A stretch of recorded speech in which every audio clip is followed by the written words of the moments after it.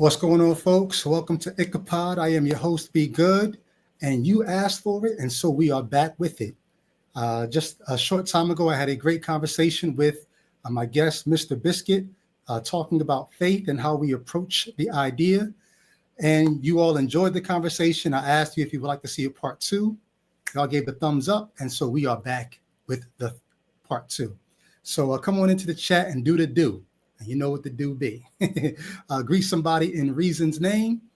What's up, Pragmatic Crystal? Thank you for being here and doing what you do to keep things smooth. So people who have questions about, hey, how can I be a part of this? Hey, how can I get up on that? All the links are up in the live chat for those who are here live. And if you're not live, look in the description if you want to know what's good. So come on through. If you're watching on Mr. Biscuit's channel, shout out to you.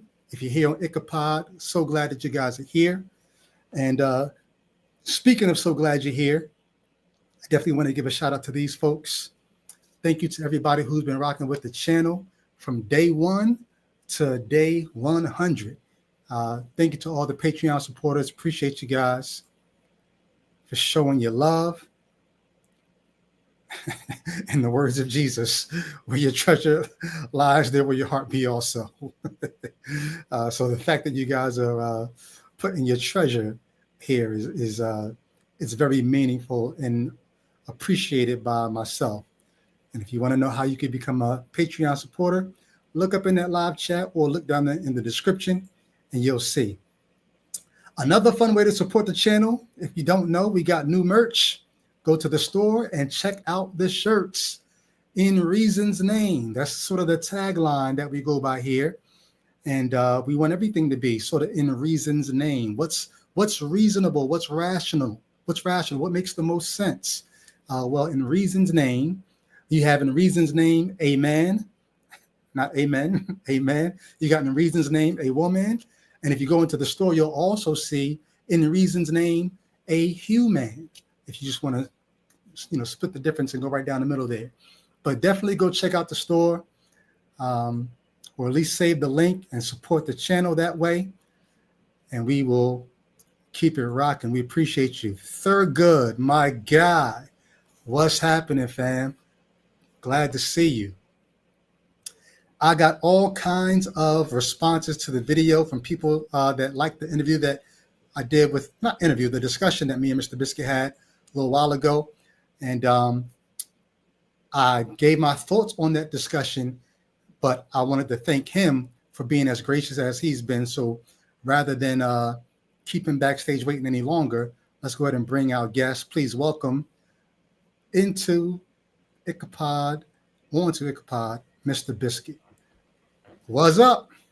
Family, how you doing? Chilling, man. Chilling. Great to be back with you. Good to see you. Got some folks in the chat. My Unique Monique, what's happening with you? Good to see you. And my man, Denzel. You guys remember I did a Life After Faith episode with Denzel. And Denzel was loving the Mr. Biscuit episode that we did. And I would love to I would actually love to get Denzel and Mr. Biscuit on at the same time. That'll be a whole different discussion. But what's up, man? Thanks for coming through. Mr. Biscuit, let me ask you. So your thoughts on the combo. You may have heard me say this. I did a post on Facebook and then I did a separate episode here.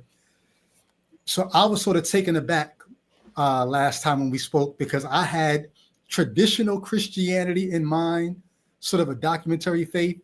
And one of the things that I was saying to people is, it's not that you don't have a documentary faith. Everything that you were saying to me, you had Bible for it. So right. I can't say you don't have a documentary faith, but it was just I don't even want to say unique take because I have these conversations with Christians often, but I felt like I spent most of my time trying to plot the difference or distance between where you are and where some historical Christianities are, as opposed to having the actual conversation. You said you wanted to throw your ideas out there just to see how they would land with someone like me. And I couldn't even give you the real feedback because I was trying to figure out, I felt like I was trying to stillman Christianity for the people who came there looking to hear their traditional Christianity represented, but you had something that was a little different. And so I felt like I was more speaking for them than I was even speaking for me. But I'm just curious, what were your thoughts on the episode? No, I thought that that the reception was great. Like what I always look for is to see whether the cooperative principle is working. So in linguistics, H.P. Grice's cooperative principle is like the maxim of quantity. Am I speaking too much or too little? The maxim of quality. Are we both being honest in our pursuit of truth, or is your bias overwhelming the conversation? Is my bias overwhelming the conversation? And then the maxim of relevance. Are we staying on topic? Are we trying to kind of? And I don't think that it was like that with either of us, which is one of the reasons I found the conversation so fascinating. Is you seemed really, really open-minded, and I think that's always good, to be willing to exchange ideas. Well, So let me confess, I enjoyed it. I think my bias did play into that conversation. Like I said, rather than just have the conversation that we could have had, I think the bias of like, no, if you're going to call yourself a Christian, I want you to be this kind of Christian, represent this kind of Christianity. Yeah, like I said, I have my reasons for doing that, but I do feel like I wish I didn't have to do that. You know what I mean? Or didn't feel driven to do that. Right. I hear you. Yeah. So, but you said somewhere in the conversation, you said we didn't even really get a chance to talk about God because we were still just sort of filling each other out and just getting our terms straight.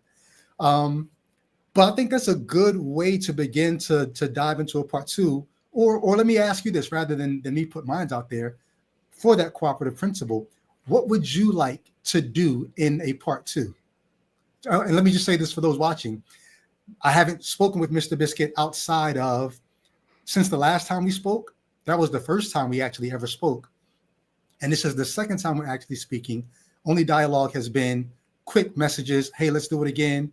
Or, I mean, that was pretty much it.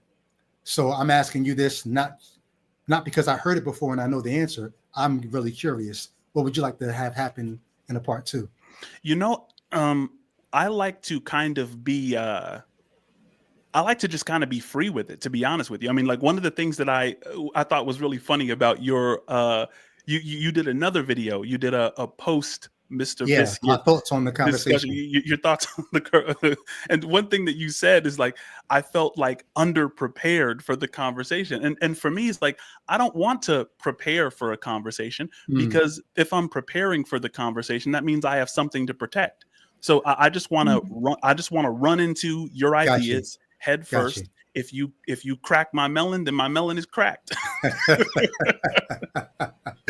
All good. So let's do this then. You said we didn't really broach the actual topic of God. How do you define God? Yeah, so God would just be, and I don't think this is going to be surprising to you, an omniscient, omnibenevolent, omnipotent, creator of the universe, conscious. Yeah. Okay. So I try to avoid neologisms if possible. I don't like private definitions.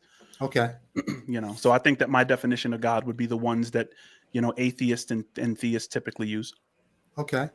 Omniscient, omnibenevolent, omnipotent. Okay. And omnipresent. Omnipresent. The omni properties, yeah. But you also said that you believe what is it? Panentheism. Panentheism. So right. Not that everything is God, but God is in everything. Would that be a good way to describe it? No, we are all in God. So Scripture says, "In Him we live and move and have our being." So all of this is occurring in God. But just because we are noticing everything occurring in God does not mean that God is limited to what we perceive. And so the analogy that I used last time was like two babies in the womb, right?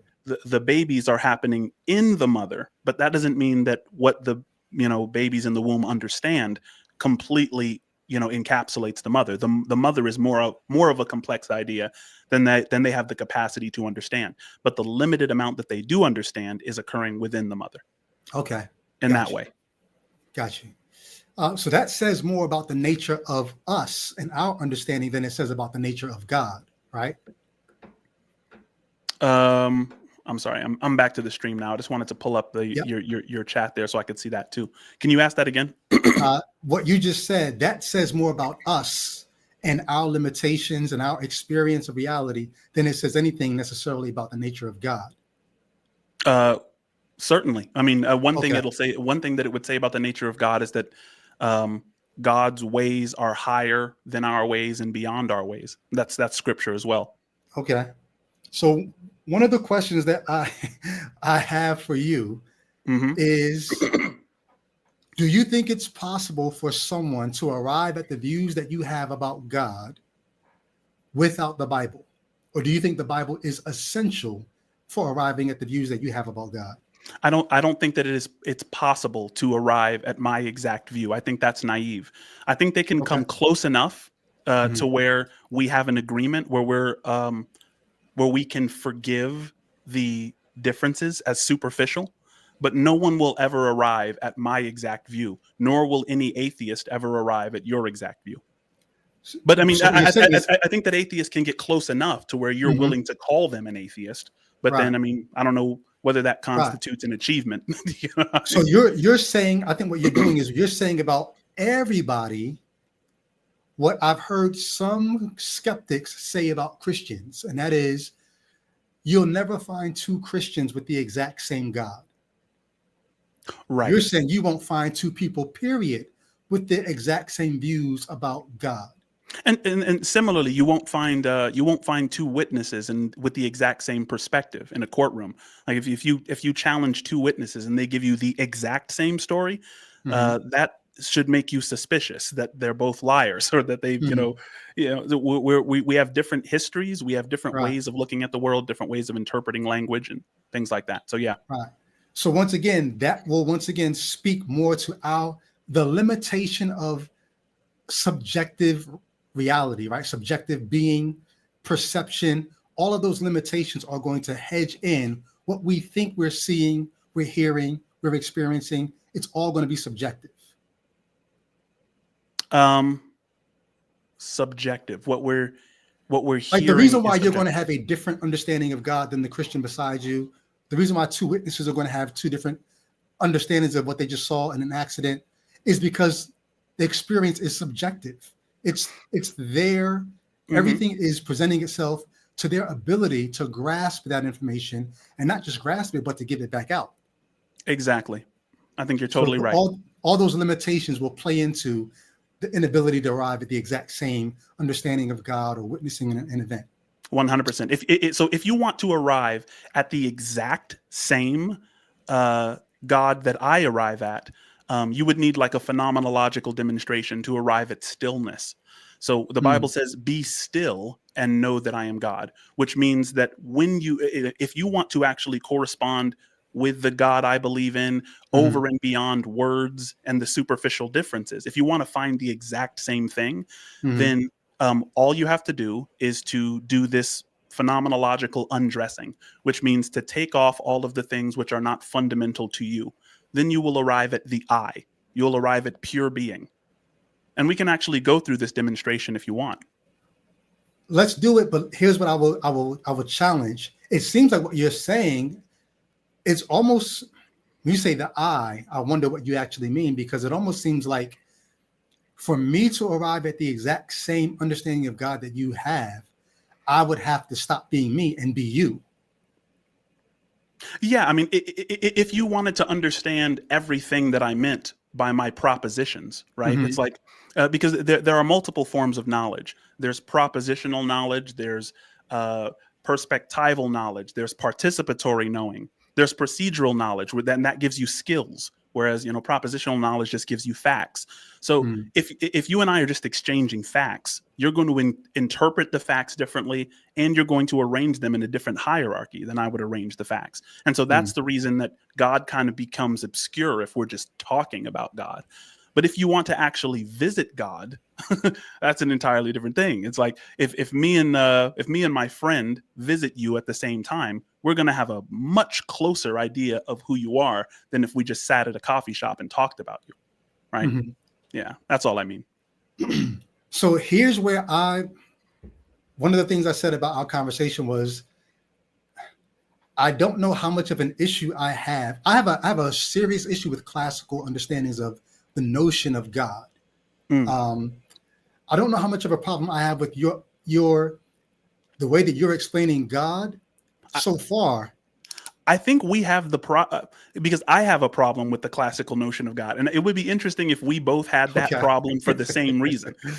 Okay. It would be interesting if we both had the problem for the same reason, and the reason I have the problem with it is because it is so confident. Like the fundamentalist Christian is far more confident. It seems that they're more confident than Moses was, or Abraham was, or David was. These men had deep doubts and worries and fears, and the fundamentalist Christian sometimes, not all the time, because I have friends that are fundamentalists. Shout out to them. But sometimes it just seems like you can become so confident and so sure of your position that you've made something sacred into something casual. And so is that part of the problem that you have with the classical? No, but I could understand that problem because I'm going to say two things. I understand that problem if, like, somebody could say, the experience that Moses had with God is not supposed to be the experience that you seek with God. The experience that Elijah had, or David had, or the nation of Israel had, or even Jesus himself had. We're each going to have our own individual experiences with God and know God differently. And the Buddhists could have their own experience with God and know God differently. And everyone can have a different understanding of, experience with, and possibly even definition for God. And no one can say to somebody else, that's not God. All we can say is, well, I didn't experience God like that. If that's what we mean when we're talking about God, then what it does is it throws out objectivity. That's why I used the idea of subjectivity a minute ago. If God is just not God is just. If all we can say about God is what can be subjectively known about God, then no one can really say to anybody else, not my God, or that ain't true, because it's all subjective. One of the issues the other issue I have is, because I was a fundamentalist, the thing that I appreciate about fundamentalism is it took Moses's experience, it took David's, Elijah, the prophets, it took the disciples, it took all of those experiences and it streamlined them such to say, all of this, so if you talk about redemptive history or biblical theology or systematic theology, what can be known about God in light of the experiences that all these people have had with God? So it's not just that was Moses' experience, let him have that, you go have your own. It's what am I supposed to learn about God from Moses' experience? And if you say, well, no, that was his experience, you can't take those lessons and try to apply it to you, then it's almost like, okay, then what was the point of it then? What was the point of revelation if the Bible is revealed? I look frozen, so I don't know if you can see I'm doing air quotes right now. I'm back. If the Bible is supposed to be revelation from God, and that's another conversation I guess we could have, is do you see the Bible as revelation, or do you just see it as reports of people who supposedly had their own experience with God, but you can't necessarily take that and try to make it your own? And so to me, I'm like, if the fundamentalists are wrong in trying to take these experiences with God that other people had and tell us, here's what we can know about how God is, what God is like, what God is doing in the world, what God's going to do in the world. If the Bible's not good for that, then I don't know what it's good for. And if it's not good for that, then I don't know if I can have any problem with your understanding and explanation of God unless you try to put that on me. Because just like you said, I would have to sort of be you to have and know God that way. How would you then take that kind of a God experience and try to put that on somebody else? So you said kind of a lot. I might have I might have to have you. Yeah, I might Yeah. have to have you paraphrase that. But if I understand what you're saying correctly, it's the ego. So my understanding of myself, the things that I identify with, I identify as a father, I identify as a husband, I identify as a YouTuber, right? There's a lot of identities that I have, right? And a lot of experiences that I can remember in the past that inform those identities. So as long as I'm walking in my ego, then no one can have my same experience. I can just try to get them closer with, my utilization of words, right? And relevance theory is, an attempt to kind of explain how we use so little words and yet we grasp so much. Hmm. Well, I think it's the same thing. Like when it comes to God, if all we're doing is talking about God, we are talking about the most complicated idea in history, right? I mean, it's an extremely complicated concept. I mean, those who write about God, I mean, when you think about, it's transcendent of worldview. Not only did the Christians say that God was ineffable, right? But Zen, they're like, no one can speak about this, right? What's fundamental is not something that can be grasped. You have to be it.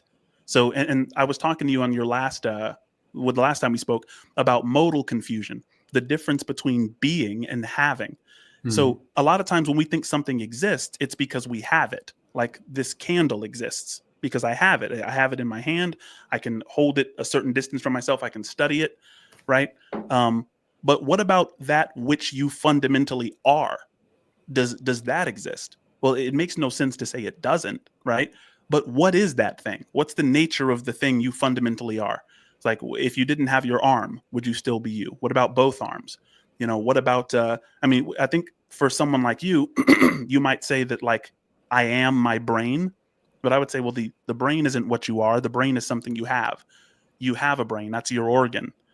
But what you fundamentally are is the breath of God. You are pure subjectivity. You are awareness itself in a temporarily localized state. So if you were to have a dream, you would dream about this big, broad landscape. You would dream that you're on the beach, right? It's like you're cruising on the beach. This whole thing is you. The entire beach, everything in that dream is you. But you've localized temporarily in order to explore your own potential. You want to explore the beach that you've created in your mind, right? It's all you. You've just localized temporarily. And given that you've temporarily localized, you can act, you can have suffering, you can have a nightmare, right? But it's only because you've chosen to forget what is fundamental, right? You've chosen to forget, I'm just sleeping in my bed. I'm not really here on this beach, right?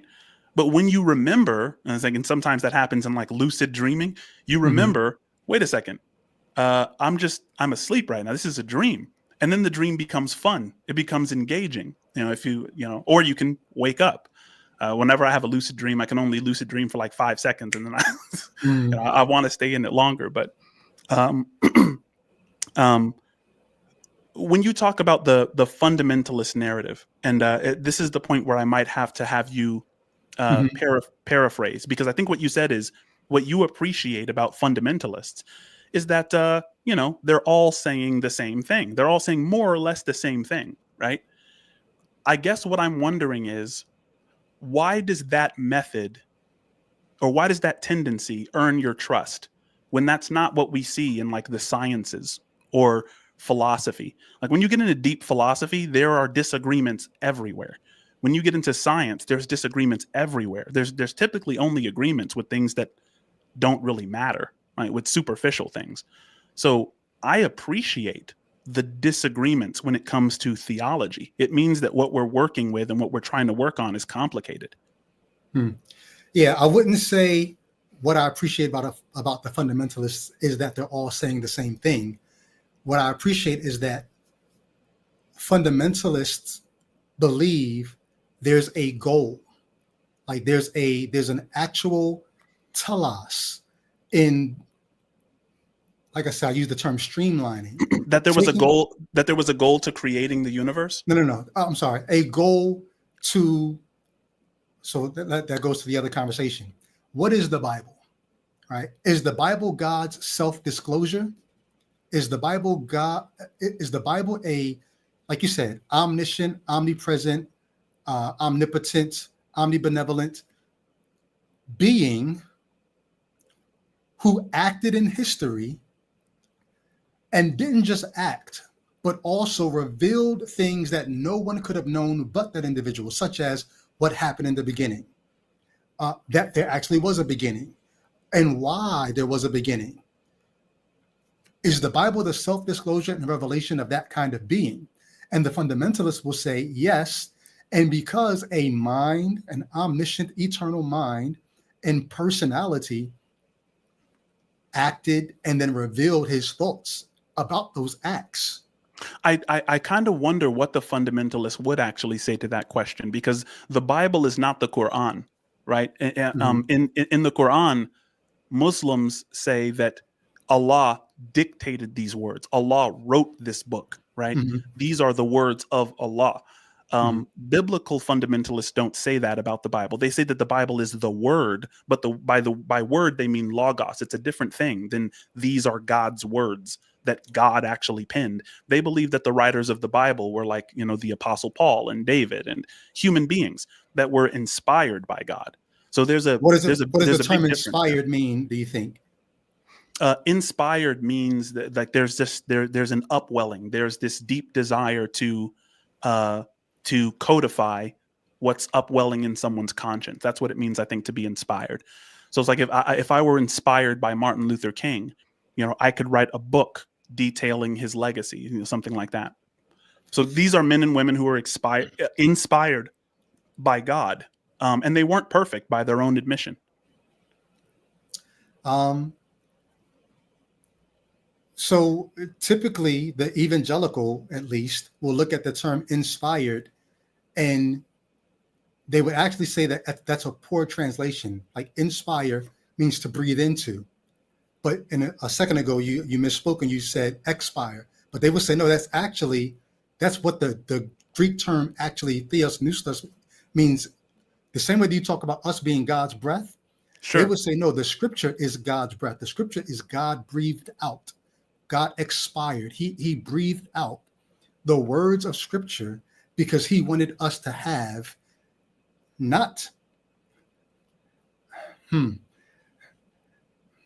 he wanted us to have his mind, basically, his mind in print.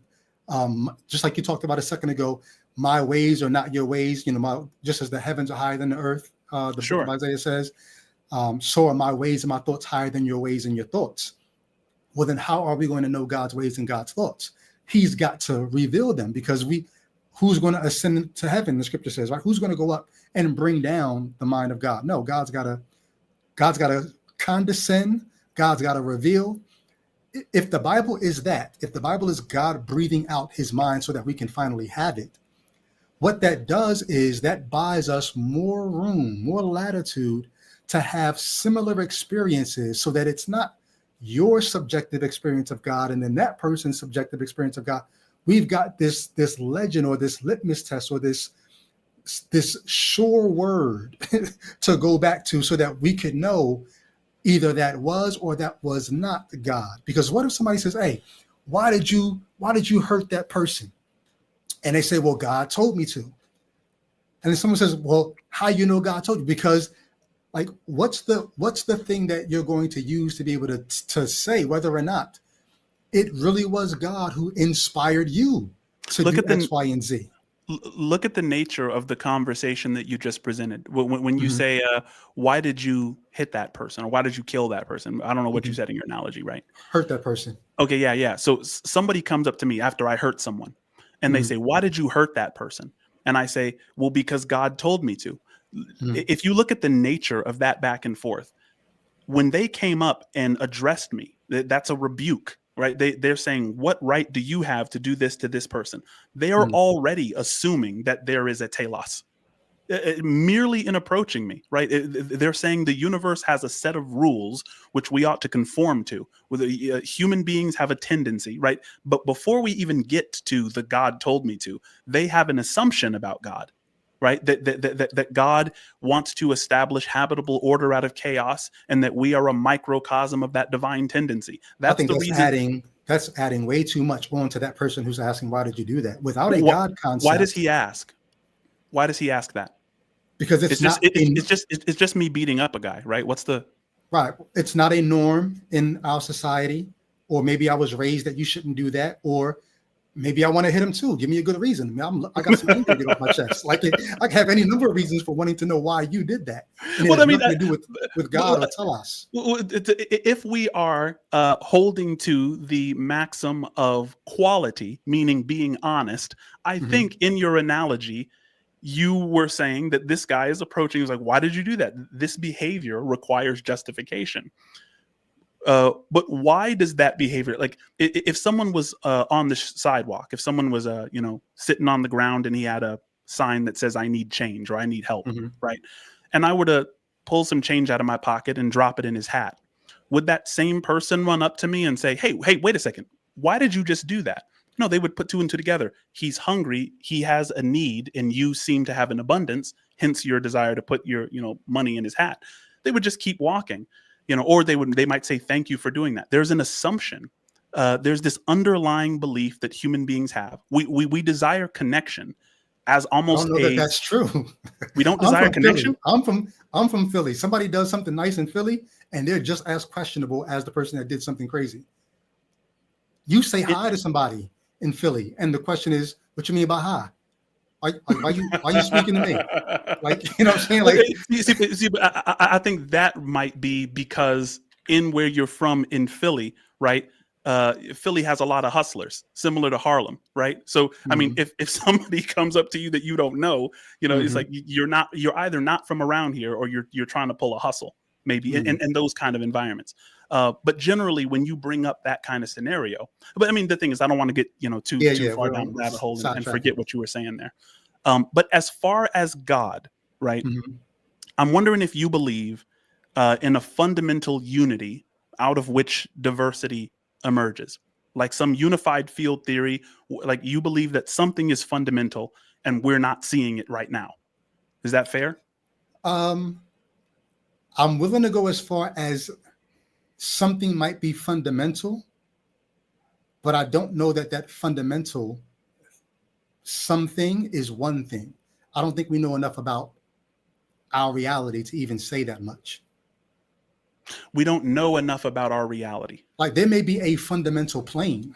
Well, let's do this because I talked about Rupert Spira and this kind of phenomenological undressing. So if I were to say the universe is silent, right? The sound only appears in your mind. Would you agree with that? I don't know enough to Because really answer that. when I speak, air molecules are moving. They reach your ear. Your eardrum vibrates. The cochlea translates those vibrations into electrical signals sent to the brain, and none of that is sound. Right? Sound is your mind's interpretation of that process. So sound is only occurring in your mind. It's not out there in the universe at all. Um, what is out there in the universe is signal. And so even Hmm. if you don't necessarily have sound, you have signal. And we don't know what kind of signal receptors there are, such that we might think we're used to sound and therefore sound is a human phenomena. But I just don't think we know enough to know what kind of signal receptor. Like there are things there are waves of light that we can't see because we don't have the receptors for those. So I wouldn't make a blanket statement about what sound and sight is. And now I almost sound like you because I'm willing to say, I think what you're talking about is something that's very subjective. I don't know how far you could spread that subjectivity. Right. So as far as color, right? Mhm. Color is not out there in any object. It's a perception created by your brain, triggered by how light interacts with the eye, right? So the universe, reality is colorless and soundless. This is according to the prevailing science, right? But there I are mean, different wavelengths of light, right? right? And we can only interact with a small Right. portion of that wavelength. Sorry. And so, I So, mean, so if you say that there's more light than human beings can see, then you would agree that consciousness, is consciousness is not limited to the brain, and at least not this brain, because this brain filters light and only gives me what I can handle. It doesn't right. give me the Here's what whole I'd show. say. I would say human consciousness is limited to the human brain. We don't know if there are other kinds of, like I said, Well, There's there you go. signal. Now I think you and I are coming to the same side. If you say Okay. it's human consciousness, but there are Hmm. other consciousnesses out there, which mean But now no, we're starting to agree. but this is 'Cause what I'm saying. I wouldn't say more than that because I don't know about other consciences. I don't know about other signal receptors.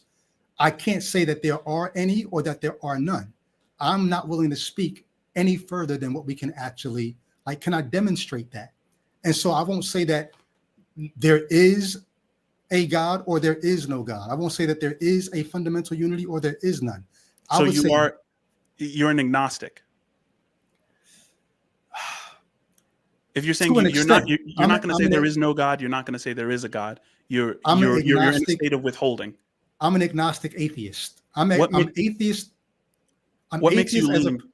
I'm sorry. well, I'm sorry. yeah. I'm agnostic atheist, meaning I'm atheist when it comes to any of the gods I've ever been presented with. None of them have been able to. None of the people who've ever presented me with a God have been able to demonstrate that God. And most of the concepts of God that I've ever heard are self-defeating because they're contradictory. So I don't believe in any of the gods I've ever heard about. I have to be agnostic when it comes to whether or not there is a God, because I would almost have to be God to say there's no God. I would have to be able to be everywhere to back up that claim that there's no God. Hmm. I don't think that a God is the right answer, but I can't rule that out. Okay. I think God is an ancient hypothesis that I think we should move past unless a God is willing to speak up, which is why, and this, so you can jump back in here. If a God spoke up, I would disbelieve immediately, because that means that Why? whatever, because that would mean that whatever speaks, unless you have a neologism, which like a different version of the word speak than everyone else uses, speech. Because I'm studying linguistics right now. Mhm. Speech requires a vocal tract. Like it requires processes, like fricatives and plosives and bilabial production and all this kind of stuff that the brain is involved. So if something were to speak to me like I'm speaking to you, I know that's not fundamental, right? God is going to Question. have to speak to me in a immediate way. So I'm going to go back to my Christian stance now. Because what did God supposedly tell Moses? Right? Moses said, "Don't send me to speak to Pharaoh. I have a stammering tongue. I'm not good at that." God says, "Cannot he who formed the mouth?" Like, I'm the one who formed the mouth. I can help you speak. So are you saying that the one who, if God is a creator and Hmm. sustainer and all that, Right. who formed the mouth and gave us windpipes and vocal cords and all that, you would not accept speech from such a one? No, because God is not an agent. Agency is principally required for speech. And I believe, and I think I said this in our last conversation, the biblical writers, and God bless them for this, they were not tethered to a correspondence interpretation of truth. They weren't correspondence theorists. I think the correspondence theory is relatively useless because none of our perceptions correspond with reality. Colors don't correspond with reality. Objects like this don't correspond with reality. The sounds that they make don't correspond with reality. So where do we get off saying that truth is that which corresponds to reality? That means none of us have the truth, right? So I think that what Moses and the other biblical writers were doing is they were trying to put words. They told a story, and Mm-hmm. stories show you the truth instead of just telling you the truth, right? Okay. And so I think that God, as a pattern, as a way of being, is embedded in those stories, right? Okay. But God is not a character within the stories, right? It's almost like people want God to be an object in his own narrative, almost like you're reading Romeo and Juliet looking for Shakespeare. Like, where's Shakespeare? I was like, I'm turning all these pages, I can't find Shakespeare. Well, Shakespeare is the author. He's not an object within the narrative, right? But here's where let's stick with that analogy because I think this is going to help us out. Mm. If Shakespeare had written himself into one of his plays, if there was a character in Hamlet called Shakespeare, called William Shakespeare, and he was an author and poet, the author and poet responsible for writing Romeo and Juliet, Right. if that was a character in Hamlet, you would then have to say, oh, well, then the author has entered the story. And I can almost see from people in the chat, the question that's going to come to you is, so in the Bible, when God speaks to Moses, when God spoke to Adam and Eve in the garden, when God gave the law and Moses said, these are the words of God, are you saying, no, the God in Genesis chapters 1-3, the God in Genesis 15 that came that spoke to Abraham, Genesis 15-18, that God is a character. That God is not the one who's outside of the story as like in the Bible, does the character in the Bible represent the God that you worship? Yes. Does he speak? Well, not in a way. I mean, God impresses upon us, but God doesn't speak with a tongue or a mouth. So Did it's God like speak to Abraham in chapter 18 of Genesis? not with a mouth or a tongue. Well, either way. God made Yeah. himself known to Abraham. Yes. Did God use audible speech to speak to Moses via the burning bush? No. So that story is just, I hesitate to use the word myth because I don't want to lose anybody. I won't use the word myth. That story is just a narrative structure to explain how Moses had an experience with God.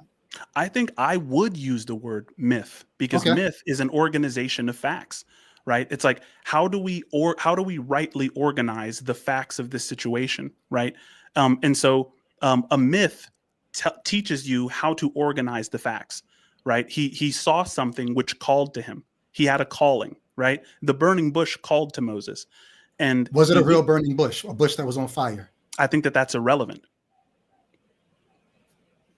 Right? No, but the thing is, let's pretend it wasn't relevant. What would be the powerful relevance behind a bush which is on fire and yet not burning?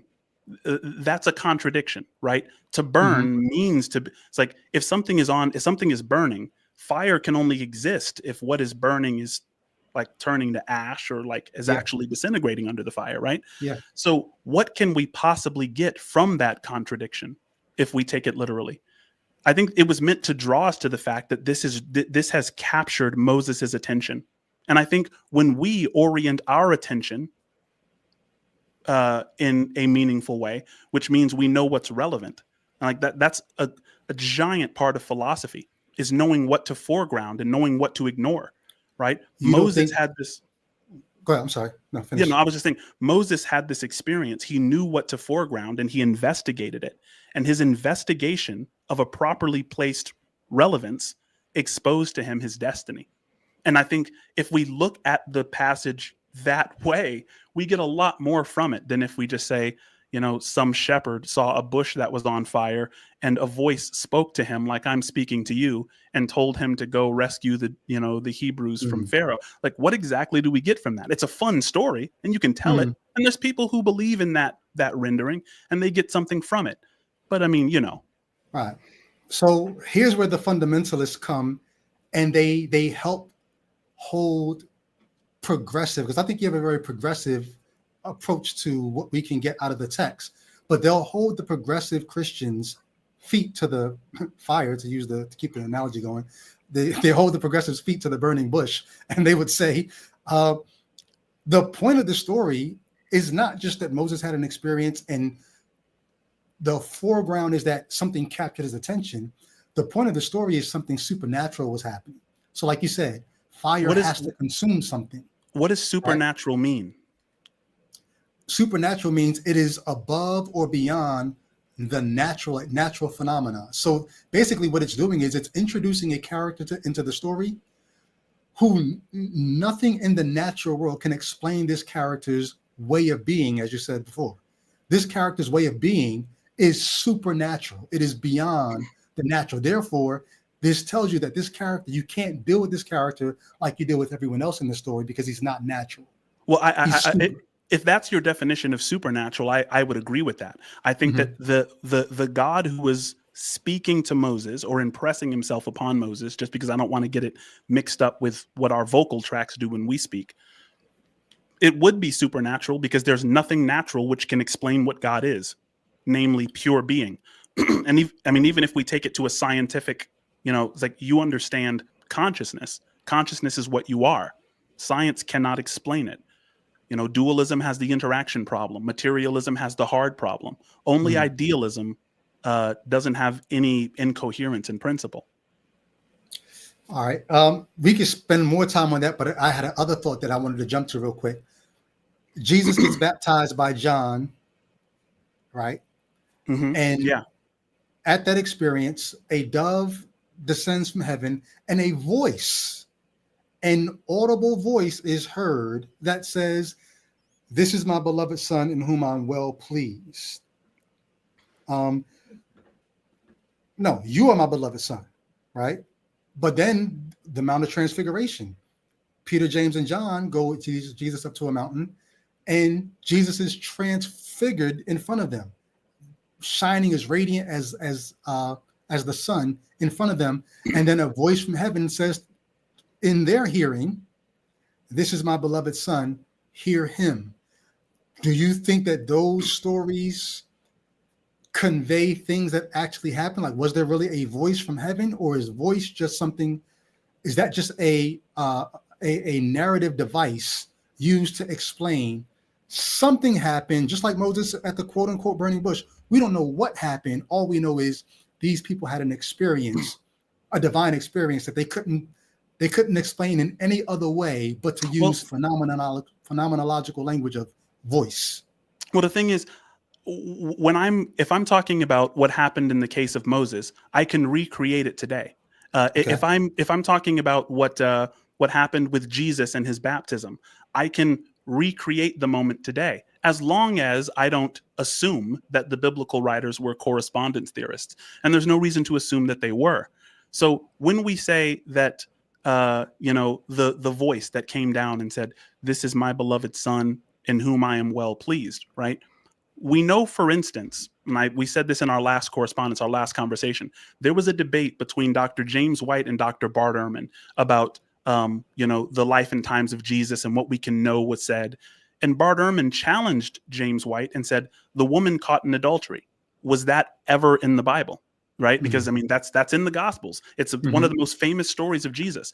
And James White had to say, "No, that's nowhere in the older books." So here's the thing: James White actually said, "I have stopped teaching this." That he teaches that the woman caught in adultery didn't actually happen. I don't know whether he teaches the story, but he teaches that this is not in the earliest manuscripts, and they have good reason to believe that this didn't actually historically occur. But I think that's a piece of evidence that the biblical writers weren't interested in an exact one-to-one correspondence with the history of Jesus. Just like Plato wasn't interested in a one-to-one correspondence with the history of Socrates. Plato said, "I have made Socrates more beautiful in my writing," meaning that he's not tracking just the times of the historical Socrates. He wants you to capture the spirit of the man so that you know what he was like. Because fundamentally, you are a spirit. You are a way of being, right? If you jumped out of your body and my tendencies jumped into your body, everybody in your life would think that you were completely weird because it's not just your physical body that they know. It's your spirit. It's your tone of voice. It's the stories you tell. It's who you are as a result of your past, right? Those patterns, right? And so Jesus's patterns were what they were trying to capture. They were trying to give us the spirit of Jesus, not necessarily the tight historical narrative. It even says in the Bible that if everything that Jesus did and taught were in the Bible, it wouldn't have enough pages to contain it. So that wasn't their attempt, in my view. That's not what they were trying to do. But that almost seems to fly in the face of what you're saying. If he did many more things that weren't written in the text, then that means that passage in Mark that ended up in there later, but it wasn't there at the beginning, that could have been one of those many more things that he did that didn't make it into the original text.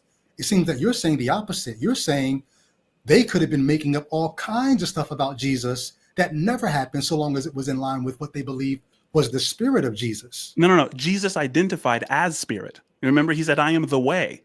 His entire message was about give up the physical body. It's going to be destroyed. Don't fear those who can destroy the physical body. Don't set up treasures on earth. Set up treasures in heaven.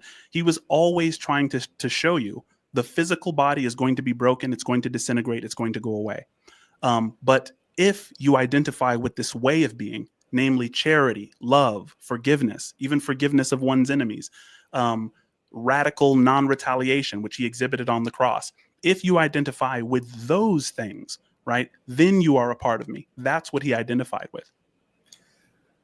Would it be possible, you think, if the idea is to identify things that reflect the way of being that Jesus was in favor of,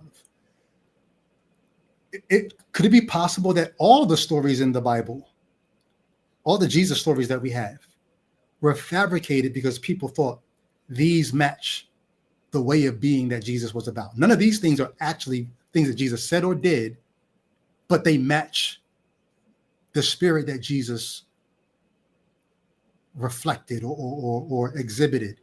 Could all the stories be just as fictitious as the woman caught in adultery?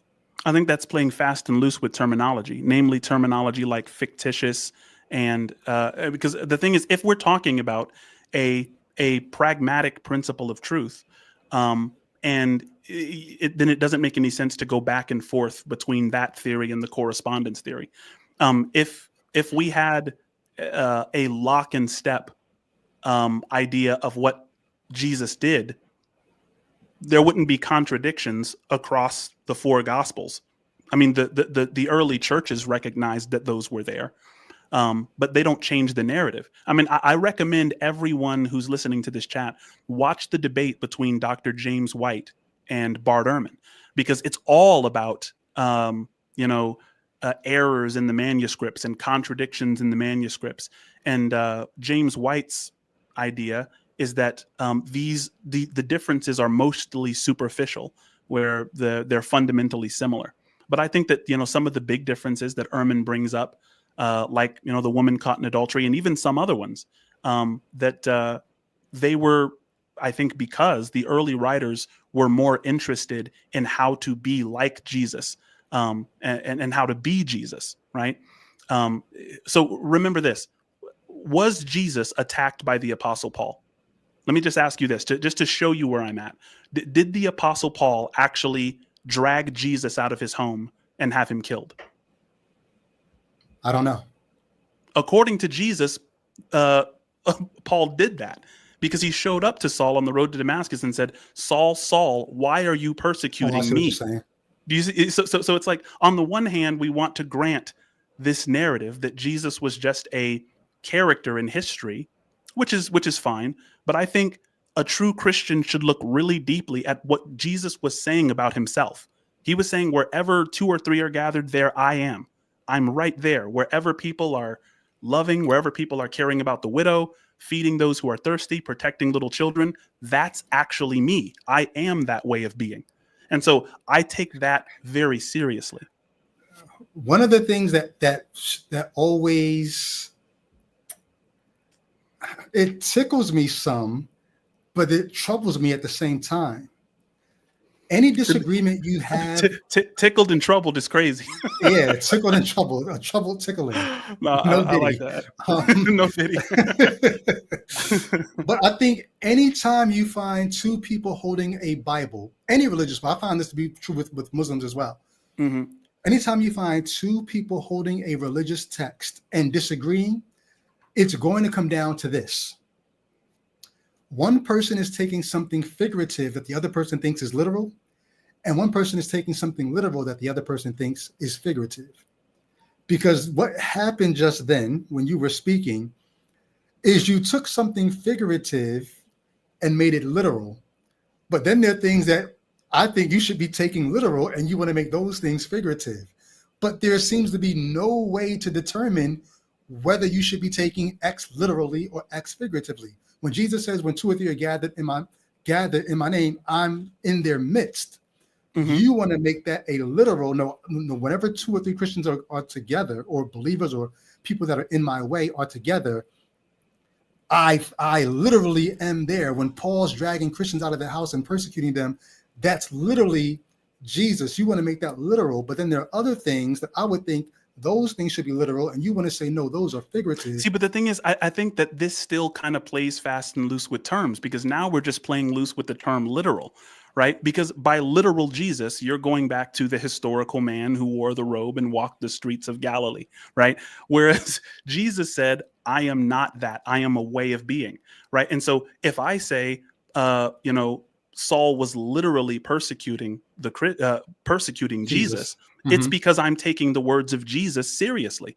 And if you say, oh, he wasn't persecuting Jesus, Jesus had died on the cross before Saul did that, then you're just deciding not to take Jesus seriously. But I'm wondering No, what, no, but no. I'm kind of wondering why that is, because I think you would agree with me that you are a way of being. Well, here's why I think I'm able to do that with Jesus. I would disagree, and I'm speaking for the former Christian in me, even in saying this. I think it's all bullshit now. But as a Christian, I would have said I was taking Jesus seriously when he said, Paul, Paul, why are you persecuting me? It's not that I wasn't taking him seriously. I was taking him seriously, understanding that his words had figurative, like there's a figurative way that you can say something and still be seriously meaning what you're saying. I'm so hungry I can eat a horse. I'm seriously hungry. I Mhm. can't really eat a horse though. You know what I'm saying? Sure. So you could take somebody seriously in their figurative use of language without saying you're not taking that person serious anymore just because you're counting it as figurative. So take this for instance.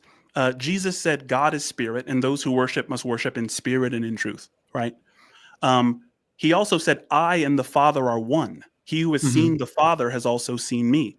Hmm. Um, Maybe someone like you doesn't want to square that circle because I mean, maybe because we're all biased at the end of the As a day. Maybe, Christian, I would have tried to square it. well, how would you have squared it as a Christian? I would have introduced the doctrine of the Trinity right away. I But would have started talking how about, would how would that help? I'm going to play the atheist now, right? okay. There's a contradiction. You're the Christian. I'm the atheist. So look, there's this contradiction between Jesus says that God is spirit, and those who Mhm. worship must worship in spirit and in truth. So you know, and then Jesus says, "I and the Father are one," but Jesus was a human. He's not a spirit. So how do you make that make sense?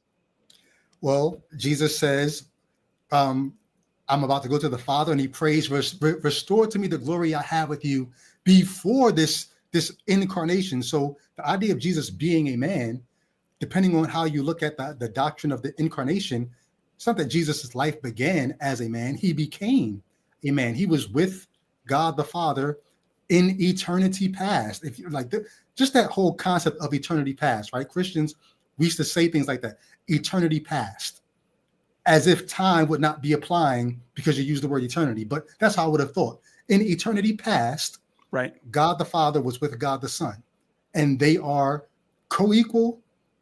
They're not the same person, but they're the same being. Like all of those ways of working out the triune nature of God, because if God is love, love has to have an Mhm. object. So how can See, God be eternal and be loved without there being an object? Well, an eternal son gives God someone to eternally love. All that right. I would have gone through all that kind of stuff. See, now for someone like me, when I respond to it, for me, it has to be life applicable. If it's not life applicable, if it's not life applicable, then I can't use it anyway, right? So what I would say is, do you agree that you are a way of being? Like relations precede relata. Not only that if we zoom in close enough, you have all of these, molecules racing up and down. You definitely don't look like you look now. When we go high resolution, you're just atoms moving around, right? And then if we go high resolution on those atoms, there's even smaller particles, and then those particles are just the excitations of waves in some field, right?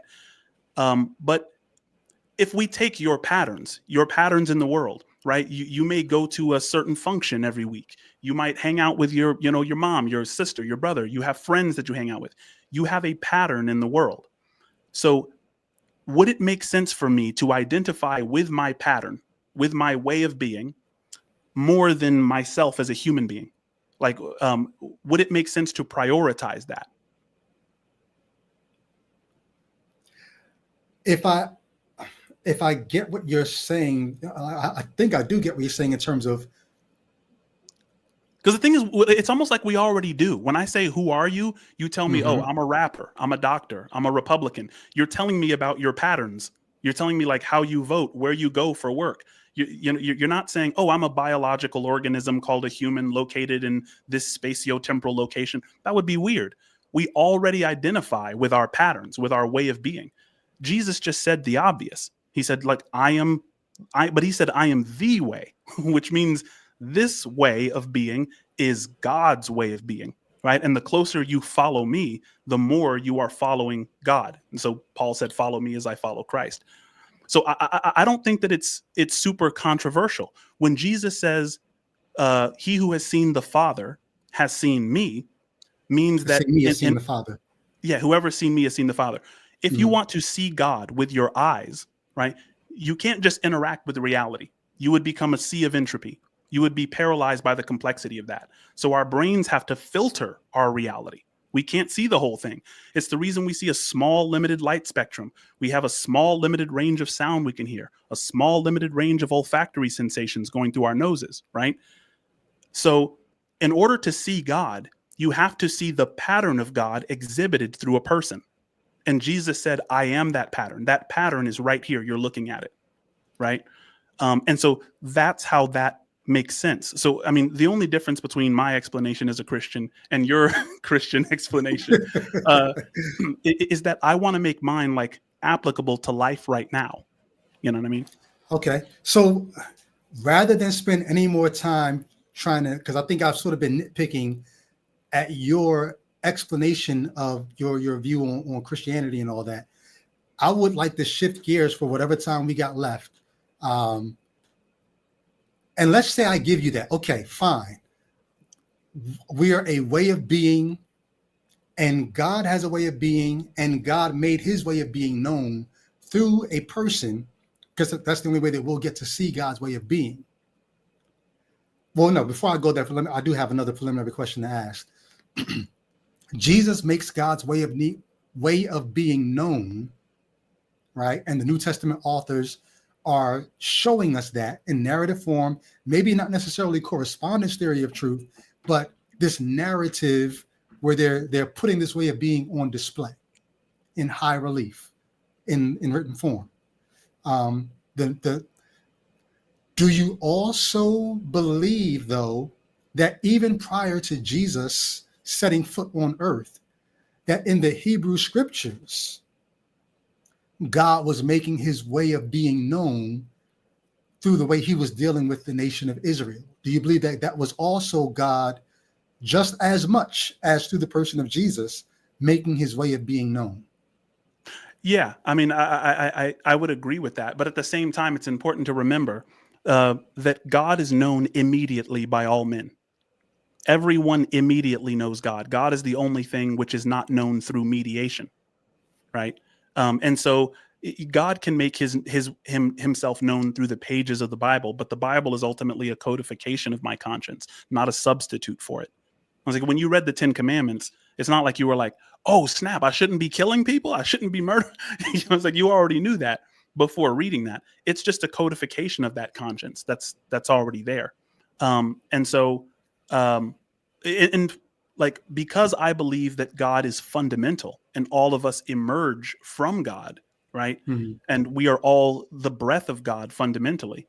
What that means is all you have to do to get back to God is be still. And scripture says that, be still and know that I am God. And then you're back. You're just hanging out with God at that point. I wish it was that easy. But when you say scripture says that, that's the reason I wanted to demonstrate it to you. Like, and we can, hopefully we'll get to that before the live is over. We can demonstrate it. When you say scripture says that, like, it's frustrating for me because it seems like you give a certain priority to scriptures that demonstrate what you want to communicate. But there are other scriptures that would say other things in terms of God being known. So if you look at Romans 1 and look at Psalm 19, I think it is, where it doesn't say anything about God being immediate. It says God is, even when Paul says all men know the truth about God, they're just suppressing the knowledge of truth. It almost sounds like he's saying what you're saying, like God is immediately known to us all. But that's not what Paul says. Paul says the reason why all men know God is because what can be known about God is made known through the visible things that God has made. The invisible qualities of God, his eternal power, his divine nature, is known not immediately No, it's mediated through nature. And then Psalm 19 says, day unto day pours forth speech, night unto night. There's no place where the voice of nature, especially through the sun rising and setting, does not speak. So the idea of God being immediate, the Bible doesn't seem to make that point. The Bible makes this point that God is mediated through, I think you brought this up last time we spoke, the book of nature and then the book of scripture. For sure. Like, yeah. So if God is immediate, then we wouldn't need scripture and we wouldn't need nature to speak to us. So Well, how do you square that with the immediacy of God? Yeah, and I guess I should have added this caveat. Just because God can be known immediately doesn't mean that he cannot be known through mediation. So I mean, you just have to boil the mediations down, right? So if I'm looking at you, right, can I trust my eyes? Like, do my eyes always give me accurate information? No. What I'm seeing is my mind's interpretation of light moving, right? And can I trust what I hear? No, not necessarily, right? But if I shut those things off, am I still here? Am I still conscious? Am I still aware? And am I at peace? Yeah, I am, right? So when Jesus said, I give you a peace that surpasses understanding, a peace that is not of this world, that means a peace that is not dependent on circumstance. It doesn't fluctuate according to your political party being in office or not. Right? Like a lot of people are, losing their minds and becoming a little bit mentally ill because their candidate lost. Right? For me, and I'm not saying I'm better, but I think in some senses I'm better off. It's like when you detach from things that are transient, you have much more peace, a peace that doesn't depend on the circumstances. And I think that's what God meant by saying God is found in the stillness, right? Be still and know that I am God, meaning quiet your thoughts, quiet your eyes, your ears, all of those things which are reflections of your own limitation, and be with God in real time. So this will get us to where I was about to transition us to, and then we can go to your demonstrating it. So let's say somebody goes and they decide to be still. How do they know? How would you authenticate, verify, co-sign what they find in their stillness? How would you know whether or not what they found in their stillness is God or not? It would have I think interaction with God has a profound and positive effect on one's life. They're bound to have a new sense of a narrative structure, a nomological structure, a normative structure. They're going to be in the flow state more often as a result of that. And I mean, you can see that working itself out through like meditative practices. Right. People sitting in quiet. To put a magnifying glass on that, is anything that produces those results God? Is anything that produces those results God? Because people can go and meditate and do those things and come back with those results. How will they know that is like? Does that necessarily mean that it had to have been God then? I think they'll know it, but you won't necessarily know it via a proposition. But propositions aren't the only way that you can know things. There's procedural knowledge, which is knowing how. That's like having a skill. So if I'm swimming, I'm exhibiting procedural knowledge.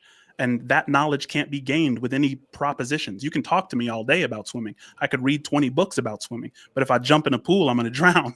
You know what I mean? So there are different types of knowledge. There's perspectival knowledge, and then there's participatory knowledge. And this is the one that I'm talking about. Participatory knowledge is when there's an agent-arena relationship, right? So if I think you see this candle. This candle it's a white candle, right? But that color, right, and it's actually kind of tan. The color of this candle is a transjective property, which means it's not subjectively tan because you can't choose to make it blue or green. It's not objectively tan because it wouldn't be tan without your eyeballs, right? It's a transjective relationship. It's an agent-arena relationship. It's that kind of knowing. And so when the Bible says be still and know God, that's what it means. The agent and the arena collapse into one. And God is oneness, right?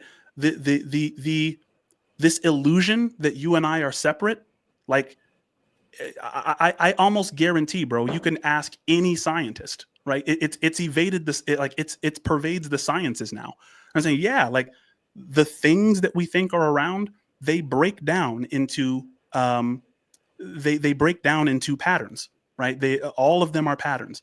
And then when you zoom in on those patterns, you zoom in on an atom, even that atom breaks down into more patterns, right?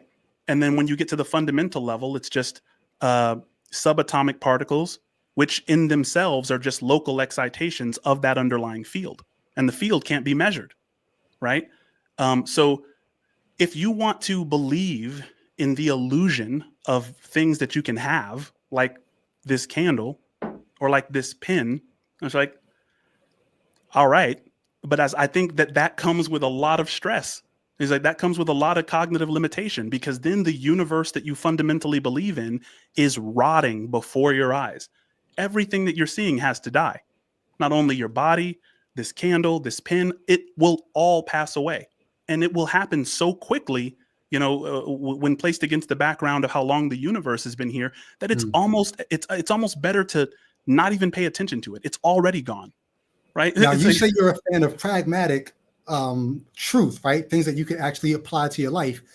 If I were to come and I don't want to put myself in the equation. If somebody comes and takes the car that you operate, I don't even want to say your car, because you're like, we don't have things. But if somebody comes and takes the car that's parked in your driveway and takes the furniture out of the house that you live in, do you feel like they've taken something that was yours? Or do you say, hey, we're the same anyway. We're all just waves, and I can't say that was my car or my couch, or you have it now, or it's in your possession now. But do you pragmatically look at that the same way that you're speaking about now? I think that's a really good question, and I'll do 2 points. One of the benefits of Christianity is that I will never be what I aspire to be. And having an aspirational project is beautiful. It means not only am I always not there, I will never be there. I'm chasing this horizon, and I'm standing under a cascade of insights. So just because I can't in every instance exhibit what's at the top of my hierarchy, well, I mean, of course, right? But then secondly, I have a responsibility to my wife and daughter, right? And I made that promise when I married my wife, that I would be her partner in establishing order in the midst of chaos, right? And so I will have broken my promise if I allow someone to come in and violate her space or violate, our vehicle and things like that. One thing that I would hopefully not do, and I don't put myself on the level of the gurus and the sages who are able to just have that quiet peace even in the midst of that kind of violation. I am an American. You know what I'm saying? I have some stuff. You know what I mean? But hopefully I own my stuff, and my stuff doesn't own me. And the thing is, look, if someone were to steal my car, I would have at that point a direct correspondence with how married to this reality I am, because I try not to take this literally, but it's important to take it seriously.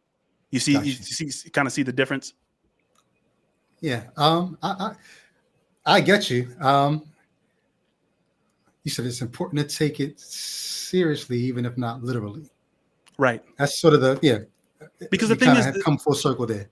yeah, because I mean, there's a lot of people that are under the illusion that we are all not one thing. And I feel like you, and I want to ask you a lot of questions. I should have you. Let's flip the table, because I have another question for you, but that might take us a whole nother. We can flip the table. Like, do you agree with me that this is all just one thing, that we're just pretending is? So you think that you are fundamentally sitting where you're sitting, looking at, you think that this is all objective reality, that we're seeing objective reality right now? Well, see, I don't know that we have access to. Well, no, let me not say that. I was going to say I don't know that we have access to objective reality. I don't think that that's the case. But in terms let of, me ask you, would you agree with the scientific community, and this is cognitive science, that the universe is silent? I would have to look into that some more.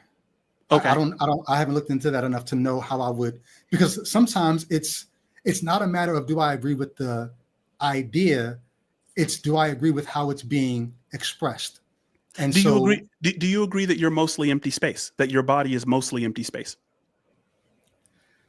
once again, once you start pressing the equal sign on some of these things, like when I think about mass and matter and density and all that, there are ways to flip the lens so that you could say certain things and, oh, that's an interesting way to look at it. Mm. But then, like you said, pragmatically, when I was trying to think about what that actually means and how I live my life, I can't say that. I can say I understand what you mean when you say that atom is mostly empty space and these particles and electrons inside, they're waves and they're not. I hear what you're saying, but pragmatically, I don't know that I know what that means. And I don't want to pretend like I do. I don't want to pretend like I think that's fair. Because I that's hear smart. that, I'm now going to go live like that's the case. Because if I Mhm. do, I run afoul of what I think I was going to say a minute ago. Even if we don't have full access to objective reality, we have access to the reality that we can experience. And the reality that I can experience is not empty space. I experience hard walls, and I'm not on the floor because this chair is holding me up. You know what I'm saying? So this is what I experience. So yeah, I would have a hard time taking blanket statements from either quantum mechanics or astrophysicists or astrophysicism or theoretical physicism, taking those sayings and say, because they say they're finding this, I'm now going to live like this. I like the fact that we have people who can take those ideas and turn them into things that we can use. Mm. And once you turn that into a flashlight that's been brighter than every flashlight we've ever had, oh, that's useful science. But while it's still in your lab and you're saying, hey, it looks like we can do this with this particle, I'm not going to try to turn that into something marketable because I just don't know what that all means. Right. Right. And the thing is, man, one thing that kind of returned me, I've never been an atheist, but I have been an agnostic before. It was a very short time, by the way. So, I mean, I don't think I could even properly say that I was truly an agnostic in my past. But it was really the scientific community that began to really bug my mind out with like the like, I mean, I've picked up this candle a couple of times. Like, so I would say that, Did like, you though? you know what I'm saying? It's like, am I truly holding this, or are the atoms or are the electrons in my fingers resisting the electrons in this item? And what I'm feeling is the pressure of that resistance. I'm not actually feeling the object. I'm feeling the subtle differences in the pressure between two electrons avoiding correspondence, right? And so, I mean, when we take this reality seriously and ask for God to act like this candle, God is not fake enough to act like this candle. This But see, candle here's is the a thing. manifestation of, Well, I don't have a fly in here. Oh my gosh. Here's the thing. But still, picking up the candle, me picking up my bottle of water, whatever the case may be. Yeah. Like, if the fact that you're able to manipulate it and do what you need to or want to do with it is enough to pull me into, even if you want to say this is an illusion of individuality and an illusion that we're diversified and we're not all you, even if that's the case, the fact that I can manipulate these things. I talked about this on the podcast a few weeks ago. I learned just a few years ago how dependent my body was on water. Like, we think we all know that. Yes, we need water. If you don't get it in a certain amount of days, you're done. No, I realized how unwell I am if I don't get a certain amount of water in my system every day. There's a condition I suffered from for decades of my life. So torturous that I wouldn't wish it on my worst enemy. Yeah. And I realized that drinking a certain amount of water every day keeps that condition at bay. Because that is my experience, you're not going to be able to tell me that this is some illusion that I'm really not separate from the water anyway. Like, it was within me the whole time. Or we really were like, no, the water's there in that container. And until I put it in me, it's not doing me any good. And that's a thing that I really experience. And so I hear what you're saying theoretically, and I hear what people who are researching in the labs are saying about what they're finding, about what it means to have these attractions between these particles and have this repelling with I hear that. But our experience is we've been able to manipulate these things and build and produce and grow and advance such that I can't look at this and say this is just an illusion. But I guess one of the questions I would have for you is, even with everything that you're saying, why the Bible? Why Jesus? Why do you think that God's way of being has been demonstrated or made known to us via this book and this depiction of Jesus, and not some other thing? Or, because we said this last time, you said no, maybe it's in other things too, other faiths, but chiefly in this. Like, why do you believe that? I I don't. Okay. So right now what I'm doing, and the reason I pulled this up, you can kind of, I wish I could zoom in a little bit. I see the scribbling. Yeah, the Quran, the Watat al-Wujud. These are lessons from Ibn Arabi, who was a Sufi, and I'm charting out how to follow Sufism, and Allah is the only real being. There is no God but He. Everything will perish except the face of Allah. That's Surah 28:88. I believe this. This is the same thing that the Bible says, is that God is the fundamental being. Everything else emerges from that. So 2 is the creation is the self-disclosure of Allah. Allah is the light of the heavens and the earth. We will show them signs in the horizons and themselves, which bear witness to the truth. That's Surah 41:53. Multiplicity is illusory. What I just said to you, right? The idea that you're over there and that I'm over here, fundamentally, it's the same thing that was said. The earliest religions would say, Tatvam Asi, thou art that. You are the whole thing. Or Atman is Brahman. Your personal self is an illusion. And it says that in Surah 2:163. Your God is one. There is no deity except Him. And so I'm going over those right now, just to familiarize myself so that I can have these conversations with the Sufis who have accepted me as a brother. We have those conversations. And, of course, Christianity is the wisdom tradition that I pull from most often, maybe because I'm an American, grew up, in a Christian household. But to answer your question, when Jesus was approached by the disciples with this problem, the disciples were like, hey, there's people casting out demons who aren't among us. They were like, what should we do about them? Jesus said, leave them alone. If they are not against us, they're for us. Right. And I think that should be the attitude. Oh, that's my attitude. And that's my justification for it. We just lost your visuals. Can you hear me? I still hear you. Yeah. Let me see. Is there something I need to do? Didn't this happen at the end of our last one? The same thing happened almost at the exact same time at the end of our last one. It says, if you can still hear me, it says device not connected. To those who are watching, I saw a super chat come through. I'm going to get to any questions that you have for me or for Mr. Biscuit. Super chat them, because I'm not going to be able to scroll through the chat to find a particular question. So if you got a question for myself or Mr. Biscuit, make sure you get it in with the quickness. And while he's working the situation out, definitely go to the store, check out the merch. We got In Reason's name shirts now.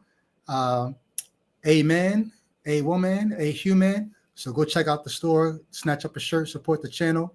Make sure you like and subscribe while you're here. We're not done yet. Hopefully Mr. Biscuit is going to sign back in and we're going to get to some super chats. So get him in while you can.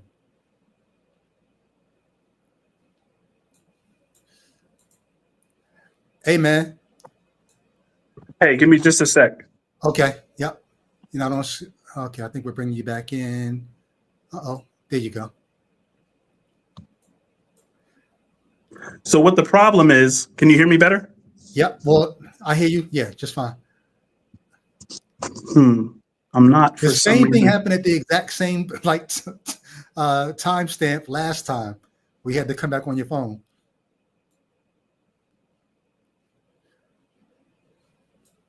You're frozen on my end. Can I still hear you? I see one says this is deja vu. Can you hear me? I hear you now. Can you hear me okay? I hear you okay. Seems like there's a delay. I see your mouth moving and then it's Kung Fu Flick. Your words come out a couple seconds later, but we can get ready to begin. So oh, it looks like your time. Yeah, I record a lot of videos. I record a lot of videos all day, so my camera just, if I don't charge it, which I am bad at charging it overnight, the battery will just die. What kind of camera are you using? It's a Sony ZV-E10. I just got a new lens for it, so I have to charge it at the end of the day. You may already know about this, but you know they got the batteries that go into the camera that actually plug into an outlet, so you can just keep it running continuously. Really? Yes, sir. Yeah. See, I've only been doing this. I've only been doing this whole thing for about a month, so you got to put me on. Oh, for sure. Yeah, for sure. Yeah. Let's flip it real quick. Any questions you have for me? Because then I want to get to some questions that are in the chat. If anybody has some for you or me, but you said you wanted to ask me some questions. You asked me one important one. Anything else? So you believe that matter comes together and fluctuates in such a way that it produces consciousness? Do you buy that? So this is the hard problem, right? You're talking about the hard problem, right? It's called because the thing is, for me, I try to keep my ontology problem free, as problem free as possible. So I can't just sit with that one. But see, here's the issue for me. It's called the hard problem because it's one of the most difficult things to answer. How does consciousness arise from matter? I don't think, well, this is going to sound crazy because it's called the hard problem for a reason. I don't think it's that hard. Here's what I mean when I say I don't think it's that hard. In the same way you asked me about sound, and I responded by saying, I think there's signal, and we don't know what kind of signal receptors there are. We know our ears, and we know the process of how sound makes its way and is interpreted by our, but I think what we are, or our way of being, to use your language, what we're calling consciousness is simply the way that the matter that we are has grown to respond to all of the stimulants around it, such that we have, so you have these chains of, actions, reactions, that, you know, all these reactions to actions. That's this maybe infinite chain of actions and reactions. But at some point, certain beings or certain constitutions of matter that have a way of being end up becoming not just reactions, but agents that actually can act on their own. Now, you don't think that what you just did was a magical, supernatural move to say that somehow, due to the dance of these little objects, and you're saying that these objects exist mind independently, and if they exist mind independently, then there is not a shred of evidence for their existence, even in principle, because evidence requires consciousness. So if you're saying that these little, whatever these particles are, they not only exist outside of consciousness, which there's no shred of evidence for, but they do this magical thing, like they dance around and create consciousness. And like, so the hard problem, which is like one of the, it's the problem taken like most seriously in cognitive science. I mean, it seems like your beliefs, if you believe that, your beliefs are more supernatural than my beliefs. I'm just taking what I experience. The only thing that I cannot doubt is consciousness. That's the only thing that I can't doubt. I know that it's there. I don't know that my candle is there. I can just perceive it. I might be dreaming right now. But even if I am dreaming, consciousness is there. I'm having an experience, right? So I'm taking that which is fundamentally real, what I can take to the bank, and I'm just prioritizing it. But it seems like what you're doing is you're saying there are some particles, and maybe they're not particles, I don't know what they are, but you're saying they're outside of consciousness, and they create consciousness. But it's like, how could you possibly know that there's something outside of the only thing you have, first of all? And then second of all, what kind of magical dance do they do that where consciousness just pops out, right? So it's like you see my view as magical and supernatural, but I think that it's just natural. It's just what we have. You know what I mean? So I don't think I was saying that. Okay. But I think when I was watching the response that you did to the Durante video, it was interesting because as off the beaten path of the Christian historical sort of, the way that Christianity has been historically understood, as off the beaten path of that you might be willing to go at times, it seems like you are in lockstep with the apologists on straw manning the position of skeptics and naturalists or atheists. Some of the things that you were saying to Durante in that reaction video are things that he hadn't even said, but the apologists had such patent answers already loaded to respond to something close to that you were sort of giving that reaction and not a real honest reaction to what Durante was saying. And even what I just said. So I know one thing Durante said, and tell me if I'm wrong. One thing Durante said is like, if you were born in any other country, you wouldn't be a Christian. You'd be a Hindu, or you'd be a, Buddhist, or you'd be, all of these things. And at that point I said, well, that strikes me with underwhelming force, because if you were born in Saudi Arabia, you definitely wouldn't be an atheist. So it's like, yeah, it's true that where you're born corresponds with, what you might be raised to believe, but that says nothing about what the truth is. It's just kind of the genetic fallacy. Yeah, I don't think I would disagree with that critique if you're critiquing that. If there were other issues I had, but we can talk about that at a different point. My main point is this. Some of the things that you were just saying about what makes my worldview, it's almost like, what's the guy? I can't think of his name. The guy who wrote the book, I Don't Have Enough Faith to Be an Atheist. Those kinds of statements that title is crazy. He wants all the smoke. Well, yeah, but that's sort of what you just said. Like what I just expressed for you sounds more fanciful, and you even use the word magical than something that you might have expressed.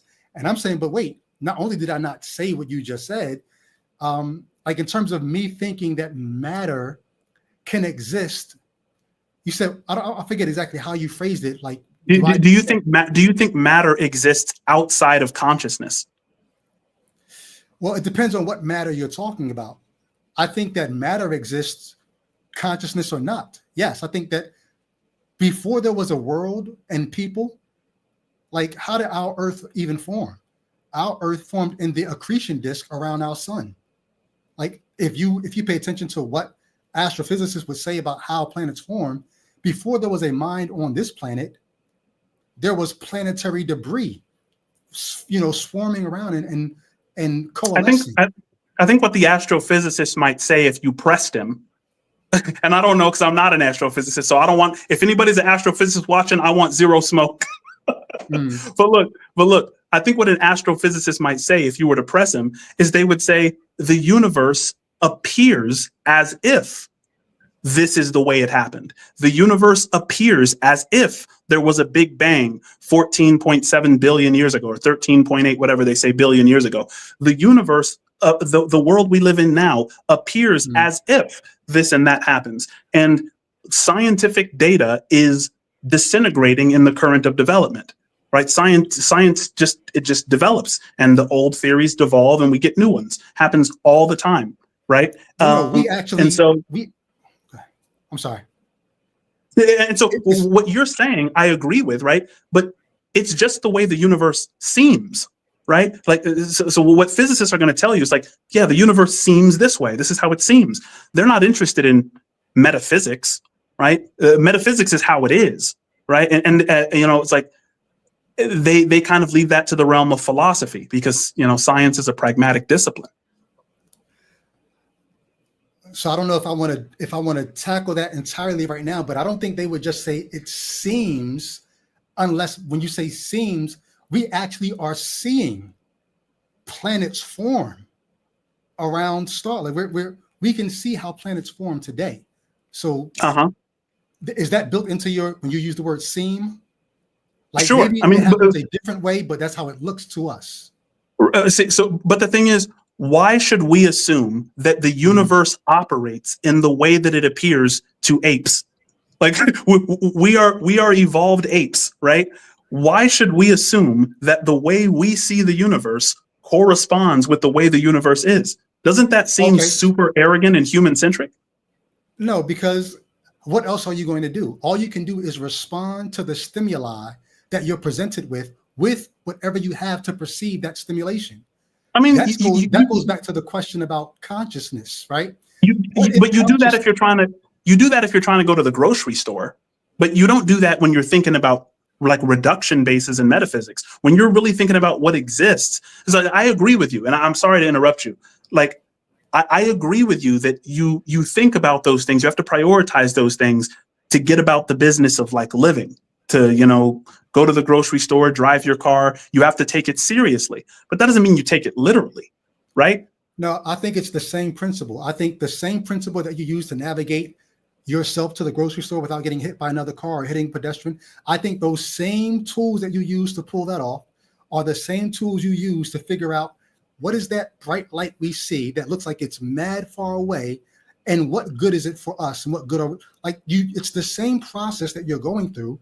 You're not using a different logic to figure out it looks like that debris around that bright light looks like a planet forming. You're not using a different set of logic to work that out as you are trying to figure out, is this person reaching in his coat about to pull out a gun or a brochure? You're not using a different kind of logic. See, but look, if there were no eyes, would the sun be bright? That's a question to you. Would the sun be bright if there were no eyes? Well, would a plane crash? Would a plane crash be loud if there were no eardrums? Well, once again, you're talking about subjectivity. The subject being able to take in that data, or its inability to take in that data, does not mean that the data is not being sent. I'm talking about transjectivity. If the sound of the plane crash were subjective, that means I could choose not to hear it when it happened right in front of me. And I can't choose not to hear it. It happened. If it's subjective, it means it's personal, right? It means it's mind dependent. It's not a choice. It's when mind dependent is your mind's ability to process the data. Whether you can't not choose to process me screaming in your ear.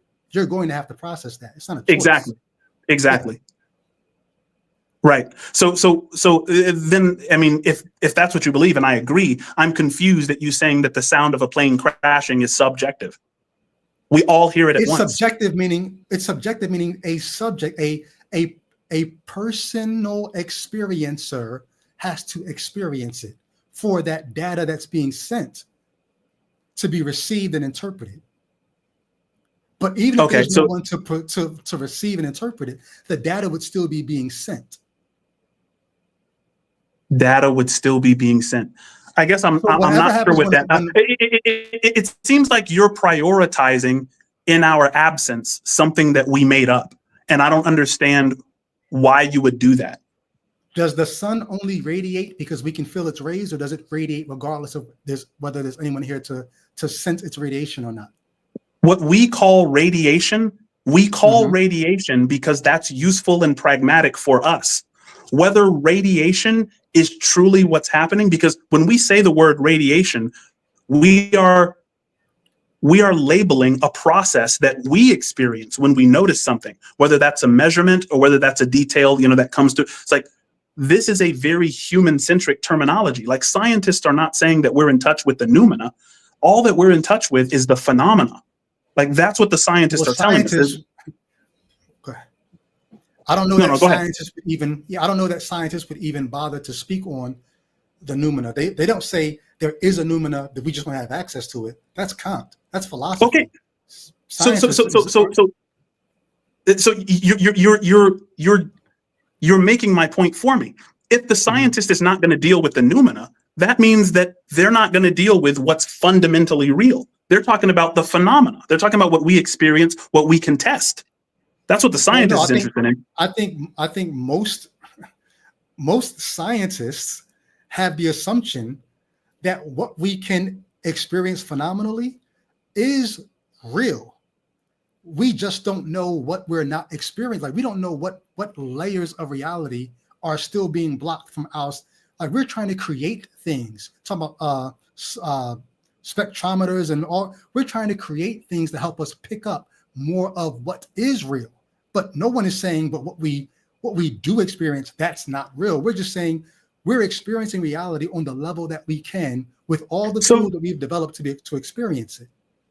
So if you think that scientists are trying to find reality, then what you're saying is like the automass spectrometer and, you know, the scientific tools like the Hadron Collider, all of those things are to correspond with what's fundamentally real. I think what it's trying to show us, and because the thing is, the Large Hadron Collider was I think a multi-billion-dollar project, right? And it required tons of grants. If they had said what's going to come out of this is that we are going to find out what's fundamentally real, I don't know if that money would have came in. Like, the reason these things exist is because the more category. No, but all I'm saying is the reason that we want these tools and these instruments in science is, and the reason that there's big grant money paid out to create these large things is because it's almost a guarantee that if we find what we're looking for, life will become better. Like, mankind wants to predict things, right? And the more that we predict, like, the longer we can live, we can find new medicines, we can find all kind of new. So it's pragmatic. It's like science says it's true if it works. The American pragmatists like C.S. Peirce and William James, they were all about if it works, that's what we're going with, and we're going to keep testing it until it stops working. Not reality, right? Well, no, but see, I think the idea of it working is a demonstration that it actually is part of reality. Like, I think it's a category error to say scientists are not concerned with fundamental reality, because to inject the word fundamental in it is you're almost bifurcating reality with that which is really reality. Like really reality is a. If you're saying if something works, it's reality, then Christianity is reality because it works for billions of people. Like, God exists in the minds of like 95% of the planet, and it works. There's a nomological order, a narrative order. It engenders the flow state with the practices, and so that's working. But then you don't want to say that God is real because you're going to switch from the pragmatic principle to the correspondence principle, and you're going to say, "Oh, God only exists if He corresponds with reality," and you're going to need some kind of demonstration. No, I wouldn't say that, because just like you asked me when we started the last conversation. You asked me, did I ever get any benefit from being a Christian? And I talked about. And you said yes. I talked about the pragmatic benefits of that, but I also talked about the drawbacks that came with that as well, right? Right. So the idea that something works on a certain level does not mean, oh, then that must be real. It's real in the sense that it's real. I don't want to offend any Christian watching when I say this. It's real in the same way that Santa Claus is real, right? It produces a response that I want. We talked about Plato. I don't know if I named them by name, but somebody named it in the comments. Plato's Republic talked about the idea of the noble lie. I'm going to say things that may not be real, but it's going to produce a real result. That can be a pragmatic sense of what we mean when we talk about something being real. When I say science recognizing that something works is in a sense saying that it's real in a way that actually it gets us closer to what's objectively real, not something that I could tell you and it be real in your mind or produce a certain result that I want in you, but real science, in the sense that. Go ahead. I'm sorry. Go ahead.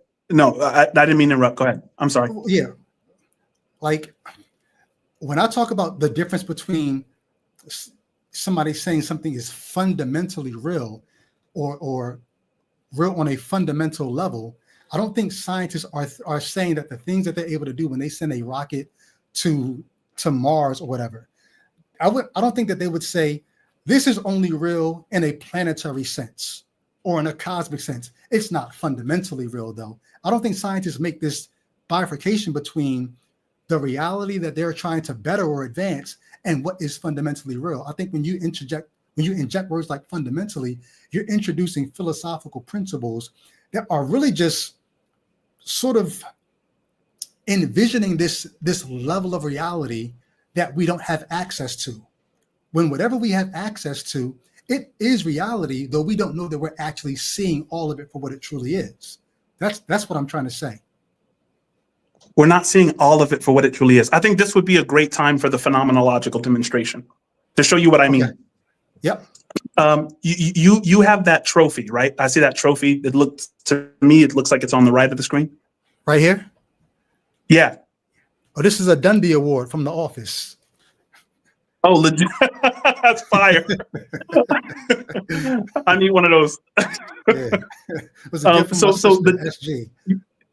Legit. So the Dundee Award, can you give us some properties of that award to show us that you're aware of it? I don't want to ruin any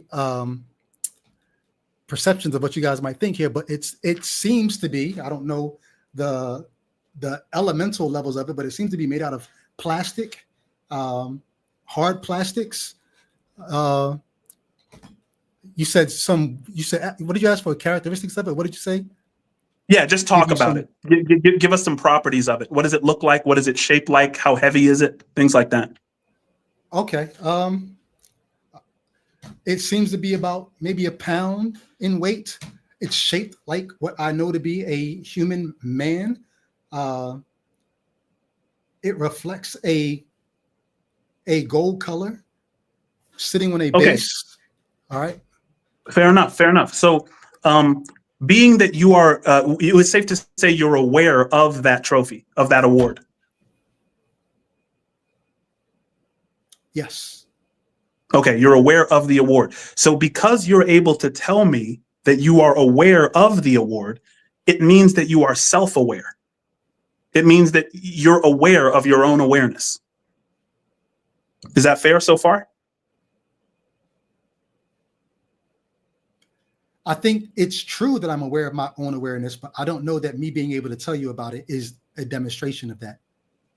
Yeah, so if I were to tell you I am aware that there's a pen in my hand, it means I'm aware that I'm aware there's a pen in my hand, because I can tell you I'm aware there's a pen in my hand, right? So if I can tell you that I am aware of this pen, it means I'm aware that I'm aware of the pen, because if I wasn't aware that I'm aware of the pen, I wouldn't be able to tell you. Okay. Right. So what we've walked up to at this point is that you are self-aware. You're not only aware of the award, you are aware of something called the self. Is that fair? I'm willing to. I mean, I don't know that means that, though. I'm trying to connect the dots. But go ahead. Does the self exist? Yourself. That which is aware of the award. And this is not a gotcha. This is what I believe. This is like really what I believe. So, like, that's why I said a minute ago, I don't know that me being aware of that is evidence that I'm aware of, that I'm self-aware. I should have described. I should have described like phenomenology is the study of being. It's like it's the study of direct experience, what you're experiencing right now in this very moment, which is the best kind of evidence you can have, right? I can tell you that I can lift 50 pounds, but if I demonstrate that, that's even better than me telling you I can do it, right? I can get a doctor's note saying, my doctor saying, oh, he's healthy, he can lift it up. But if I demonstrate that in front of you, it's even better. And so, so far, you're saying you are self-aware, right? Yes. You're aware of yourself. Okay. Yes. So can you do the same thing with the self? Because you're aware of two things now. You're aware of the self and you're aware of the award, right? Can you do the same thing with the self as you did with the award? Namely, give us some properties of that self. I believe I can. If I never had a mirror, maybe I'd be a little less able to do this. But properties of myself. Uh-huh. And just to be clear, I'm not talking about things you are aware of. We're talking about awareness, right? You said not only are you aware of the trophy, but you're aware of your own awareness. So I'm asking you to describe awareness, that which you are. So, and this goes right back to the distinction between being and having. Remember, we talked about modal confusion. There are things that you have, like you have that award, but then there's something that you are. And so I'm trying to get to what is it that you fundamentally are? Right. Because So you describe the award. Yeah. Yeah. So this might run afoul of your idea, because when you were explaining what you have versus what you are, I don't think I would have agreed with the way that you explained that. Like, I wouldn't just say I have arms. I am a being with arms. And if you take my arm off, isn't that I'm the same still thing? me. Well, no, because you made a distinction between almost as if our bodies are not us. Our bodies are something that we have. It's not something that we are. And I would say I disagree with that. I think we are our bodies. And even if you start taking and hacking off my limbs, you're taking from me. You're not taking something that I have. You're taking from what I am. I'm a body. So you mean if I chopped your arm off, you would be less yourself? So you mean like I would if let's say I chopped your arm off and I kept the arm, does that mean I have part of you here? I know this is a grisly, Good. Yes, you have part of me. You have part of me there. I'm still me. I am diminished though. I'm diminished in my capacity. Like I am in the same way that you talked about being responsible for your wife and your child. I'm responsible for all that is this presentation. I have a saying. I often say this. This is the only time that matter and energy get to be me. I don't know anything about a resurrection or a reincarnation. Right, but I mean, to say that is to abandon phenomenology and begin guessing again, because we already established, I think, that it's pure guesswork, the idea that matter accumulates and forms consciousnness. No one knows how that works. The Hard Problem by David Chalmers comes in, and we get into all those absurdities. And I think that that's magic. But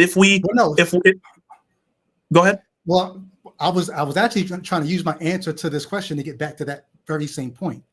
Okay. Because the idea that no one knows how matter accumulates and becomes conscious, it's not magic though to say, but that seems to be what's happening. How does it seem to be what's happening? Because what other explanation do you have for why the matter that makes you, like I said, this is the only time that matter and energy gets to be me. This is the only time that matter and energy gets to be you that we know of. Right, but like saying this is the only time that matter and energy gets to be me. I'm just going to take that as an assumption. I need evidence of that. Well, no, but here's the thing. The caveat was that we know of, right? Do you know of any other time? I don't know of that. I don't know of any scientist that knows of that. No. Listen, do you know of any other time that matter and energy gets to cooperate to produce you? Do you know any other time than this lifetime? No, I don't even believe that happens in this lifetime. I don't agree with the theory. I don't think that ever happens. Okay. You know what I'm saying? Like, you don't think that matter and energy is making you right now? Absolutely not. So if you don't eat in the next, so I'll pull up a Snickers commercial on YouTube, right? You're not you when you're hungry. What happens when you don't get food for 7 days? Does whatever's happening in your mind? Oh, I'm sorry. Go ahead. You weren't finished. Well, no, I think you were going to answer me. Go ahead. You become what? Yeah. I become extremely cranky. My stomach is growling, and hold on, no. 7 days, you're past cranky and stomach growling. Where are you at 7 days? At 7 days, I think probably my organs are going to begin to maybe start to shut down on me. I think it may be like 2 weeks for that to And start why? setting. Why? What do you need that's causing that to happen? I need sustenance. I need food for my body. I need Right, but sustenance and food are words for energy, right? You need a that's source right. of energy. For So sure. without new sources of energy going into you, you cannot be you. Right, but that's just playing fast and loose with the term you. I don't believe my body is me. Even though I need food to sustain my body, the body is not Okay. something I am. It's something I have. And the food is So something then, I have that I can apply to something else that I have, namely the body, in order to continue to express myself, my deepest self, to you. Right? But the evidence arm do is you something I have? have. What evidence do you have that there is a you apart from the matter and energy that's allowing you to present as you right now? Because you talk about the noumenal level. What evidence do you have that there is such a thing other than you don't know how to answer the hard problem of how matter can respond to stimuli in such a way that we now call it consciousness? What Well, evidence do you have that there's anything else? the hard problem doesn't apply to me. I'm an idealist. The hard problem applies to you as a materialist or physicalist. But what I would say is that consciousness is fundamental and there are dissociations within consciousness. Another thing which is scientifically credible and studied, and that there's evidence for. When you dream at night, that is a form of dissociation. You have a dissociative alter within the dream, right? And you think that you're that person walking around whatever territory you've invented in the dream. And then when you wake up, you remember reality. You reestablish membership. That's what remember means, right? So I think after we die, we will remember. We will reestablish membership. And we already have the proof that the mind is capable of this, because every time we dream, we create a new space-time. But when you dream, when you dream, the matter and energy that is making you is not That's an assumption. dissociated. Well, Can you validate that assumption in any way? the assumption that matter and energy is making you. Yes. What other evidence do you have that there is a you apart from that? And dreaming is not that, because dreaming is the matter in your brain doing things. You can't dream without the matter in your brain.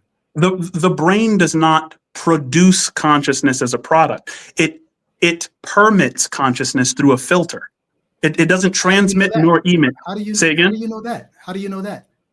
I mean, I think this is just the prevailing wisdom in neuroscience. Carl Friston is the #1 most quoted and cited neuroscientist in all of history. He created the free energy principle, which is the fundamental idea in neuroscience. And this is his quote, right? And so The quote is what? I think the brain, or consciousness, is not emitted nor transmitted by the brain. It is permitted. Permitted by the brain, meaning it comes from what then? Exactly. It doesn't come from the brain. I call bullshit. I don't care who he is. I call bullshit on that. You can't tell me the brain is just permitting something, but you don't know what it's permitting.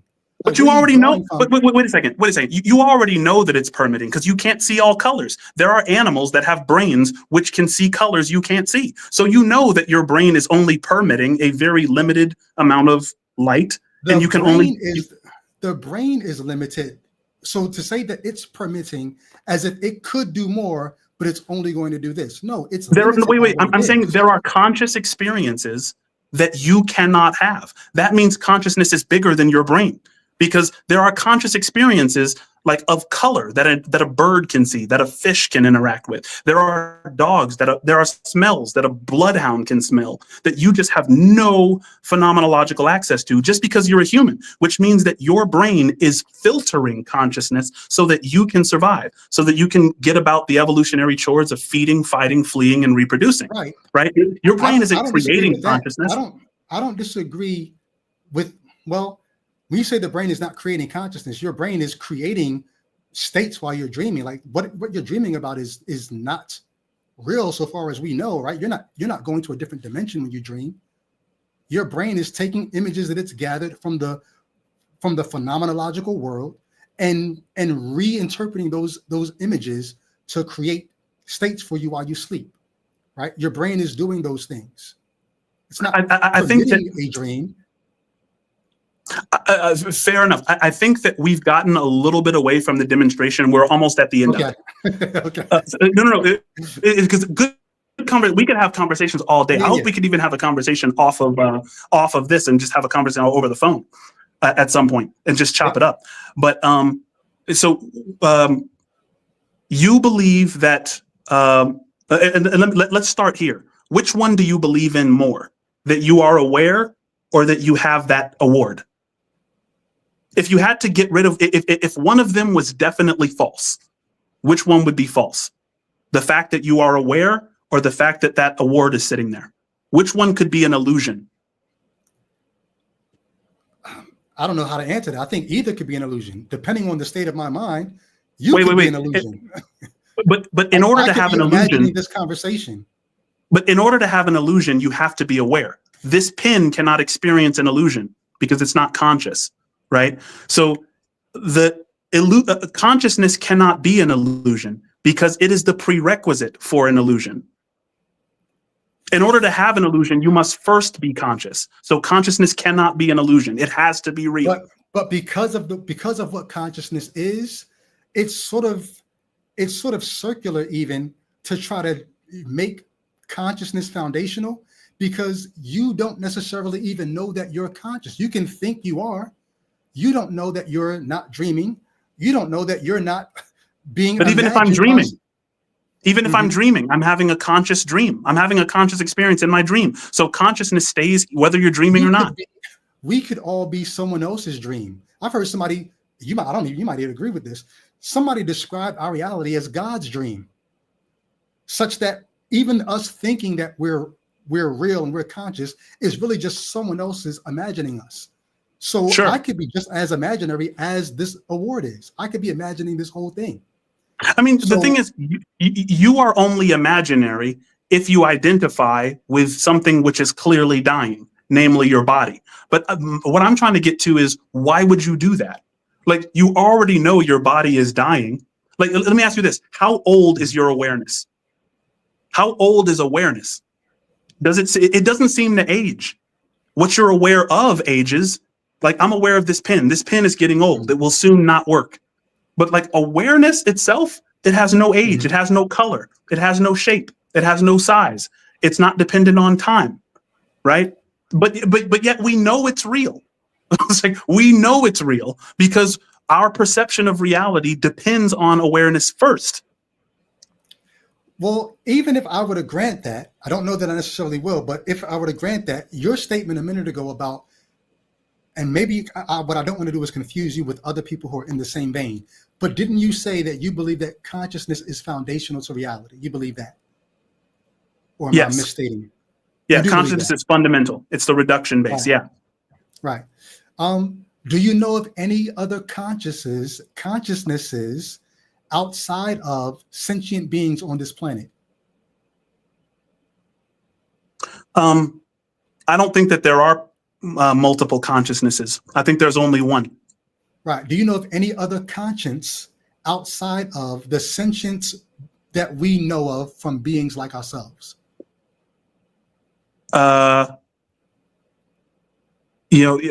I think animals and insects are conscious. Right. But like I said, sentient beings. Do you know of any other consciousness apart from the sentient beings that we know of?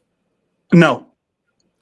Okay. So if that's the case, and sentient beings that we know of on this planet are the only consciousness that you know of, how can consciousness be foundational to reality when the beings on this planet, the conscious ones that you know of, are late in the universe? What do you mean the beings are late in the universe? What does that mean? Correct me if I'm wrong, we just said the only consciousness that you know of it from sentient beings on this planet, right? No. So okay. Consciousness is something I am. It's not something I have. Right. So do you know of any consciousness outside of beings such as yourself? Consciousness outside of beings such as myself. Besides the animals and insects, I don't think that any. I don't think that any non-conscious being is a conscious being, if that's what you're Right. asking. But the only conscious beings that you know of are the ones on this planet. Am I right in saying that? Sure. The only dissociative beings, like, you and myself and insects and animals. Yeah. Right. If the only consciousness that you know of comes from beings that you've seen on this planet, how can you say that consciousness is fundamental to reality when reality seems to have existed before this planet and the creatures on it? See, but it's weird to say that reality seems before humans. I'm only saying that Like, to be humble because we don't know. We don't know about anything outside of our experience. But not knowing that, I'm just trying to ask, what makes you say consciousness is fundamental to reality when the only consciousness that you know of is late in the universe's history? well, I mean, maybe because of this, and this gets back to our demonstration. Does awareness have a color? And I'm answering your question, by the way. I'm not skipping it. The question that you asked is, how do I know that consciousness is fundamental? Right? How do I know that? Fundamental to reality. Fundamental to I think reality, right? And I'm writing it down just so that you know I'm not skipping it. I'm answering this question by finishing the phenomenological demonstration. Does awareness have a color? I don't know that that question makes sense. I would say no. Awareness itself doesn't have a color. Things you're aware of have a color, namely like this pen is green and gray. But awareness doesn't have a color.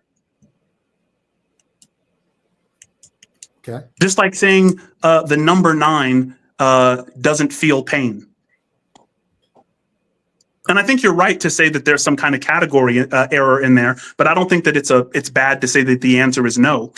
A concept like 9 doesn't experience pain. Something like awareness doesn't have color, right? Well, I'm more comfortable saying I don't know that that question makes sense, because maybe it does, and maybe it does have a color, but to our experience, it doesn't make sense. So I can't say no, because I don't know if we know enough about reality to say that. Is the reason, let me just ask you this, is the reason you can't say no because you think I'm about to trap you? No. I try to have the humility to not speak about things that I don't think we can know. I think that's fair. If I don't think we can know that, I'm not going to say yes or no. I'm just going to say I don't think that makes sense. But you just said you know that you're aware. You know that you said you're self-aware, which means you're aware of your own awareness. So I'm asking you. I also added to that, I could be somebody's imagination. I don't know how to but get out of that circle. But if you go into that theorizing, you're abandoning phenomenology. I'm asking you about how you feel, like just being aware right now. Go to your own awareness, right? And we can always jump off and start theorizing about things that exist outside of consciousness that fluctuate and create consciousness, all of that stuff. There's always going to be theories, but I'm talking about the right here, right now, the awareness that is present during this live stream. There's awareness present here. No one would disagree who's watching this. There seems to be 2 aware beings. And so I'm saying, let's talk about awareness, not in terms of the subject-object distinction, because I'm a subject, this pen is an object. I'm talking about subjectivity. I'm talking about pure subjectivity. And I'm asking, does that awareness have a color? Not that I'm aware of. Okay, so let's do this. Since not that you're aware of, we're going to say agnostic, leaning no, right? Sure. Yeah, that's fine. Okay. So does awareness have a size? What size is awareness? Once again, I don't know that question makes sense. And I don't know that. And if it does, and if that question doesn't make sense, that might mean that awareness is not the type of thing that has a size. So if awareness doesn't have a size, maybe that's the answer. Awareness has no size. Could be. Yeah, could be. Okay, so awareness doesn't have a color. It doesn't have a size. If it doesn't have a size, that means it doesn't have a shape, right? There's no boundaries around it. How long does it take to be aware? We're talking about time now. I think awareness is immediate. Once again, you're talking about phenomenological Yeah. Awareness, I think it's immediate, or there are things that are mediated, but once they're mediated, they become immediate. Okay. How powerful is awareness? I don't know how to answer that. That's a good answer, actually. I mean, would you say that awareness is minimally powerful, or that it's very powerful? I mean, being that awareness is the prerequisite for dreams, for colors, for imagination, for concepts, for building rocket ships, for building societies, right? Would you say that awareness, given that it has those expressed potentials, is very powerful, at least? I think it depends on what subject the awareness is tied to. There are beings that are aware that can't do any of those things, that can't build Well, a single that's thing. talking about latent potentials. So what I'm talking about is awareness very powerful?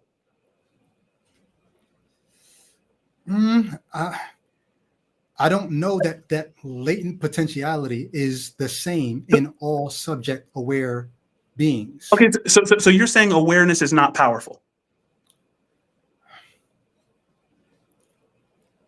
I mean, because the thing is, it must be powerful. It confounds the scientists, right? The hard problem of consciousness is a problem that has plagued cognitive science. I mean, if you read Scientific American, like, it's always like top 2 in like questions that scientists are like staying up at night trying to solve. So Right, I mean, I don't know it's this enormously powerful and evasive thing. but I think that might be I think you might be, in saying that about awareness and its power, I think that may be species specific. Like, if you went to a bear and asked a bear if Beyonce was beautiful, right? The bear's not going to marvel at Beyonce's beauty the same way that you would, because the bear's not checking for Beyonce like that.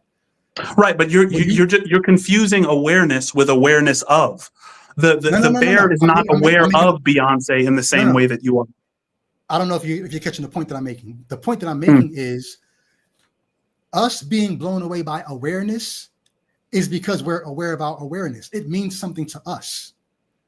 But Right. to say So all I'm saying is, to you, is awareness, because once again, we can go into theorizing, but right now we're in a phenomenological mode where it's like, does awareness, being that it's the one thing that you can't doubt? I can doubt that this pin exists. I might be dreaming. I could doubt that this hat is white. My eyes might be deceiving me. One thing I cannot doubt is awareness. It's not only undoubtable, it is the prerequisite for doubt. It's the prerequisite for understanding, or for thinking, or for dreaming, or for. to me that makes it more meaningful, not more powerful. Because, like I said, many other species of life have awareness, and it's not. Is there anything? Let me ask you this: is there anything you could do without awareness? Like, how would your life change? How would your life change if you suddenly were not aware? Right. I would cease being active and I would only be passive. That's right. And so it seems to have had an enormously powerful consequence on your life. All of your friends, your family, your studio. I wouldn't say that that's awareness doing that, because I have family members that have awareness, but that don't have any of the potential power to act on what they're aware of. But that's just getting back to latent and expressed potential, right? I could say that a Lamborghini is extremely powerful, even though, a 2-year-old is behind the wheel and doesn't know how to drive, right? It's still very powerful. But I mean, regardless, even if we want to hang up that powerful bit, I think that it's clear. And even if it's not clear, I think that I have the support of the majority of science in saying that awareness is extremely powerful, right? Caveat, real quick, I just want to say this. Several times in the conversation, I think you've used the word science as an appeal to authority without actually. One time you actually did. You talked about who you're actually referring to. I wouldn't necessarily just say science backs me, as if that means, so what I'm saying must be gold. I would hope whoever's listening would want to know the details about what you mean when you say science. But I just wanted to throw that caveat in there, but make your point. No, I think that what you just said is a very important caveat, because an appeal to authority would be to say, because some scientist agrees with me, I am therefore correct.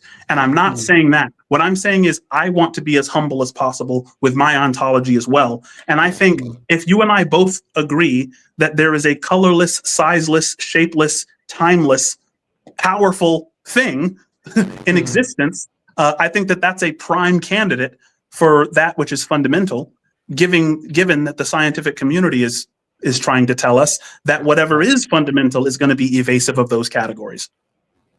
And I don't know if there's any other thing on offer. I don't know if there's anything else that's plausible which evades all of those categories. No, but I want you to please say that again, because I was thinking about what you were saying, and I lost it. Hey, bro, hey, check your chat real quick, because for me, you're coming in very, very rough. So I want to know if it's me or you. Yep. Check your chat. What are they saying that they can hear you?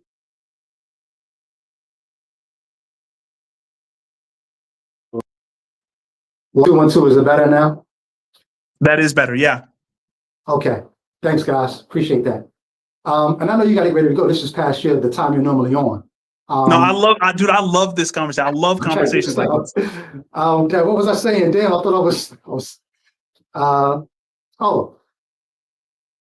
when you say the majority of science agrees with you about the power of awareness, I would wonder if what the majority of science, like what science you're talking about, and I would venture to guess that what they're talking about is not awareness, but cognition. To me, the things that you were saying about awareness applies to cognition, because cognition gets you to levels of what you're able to do mentally, whereas blanket awareness, I don't think gets you there. But can you please go back and say what you just said a minute ago about the different things that you think awareness has and what you think the base level of reality like doesn't lack those things? Can you run that point down again? Yeah, and there's still like a kind of crackling. Oh no. Oh, I know why. Damn it, I always forget to do this when I unplug and plug back in. All right, should be back to normal now. Okay, yeah, sounds good. Hey, apologize, y'all. I forgot to to run that back. So let me just say that one more time.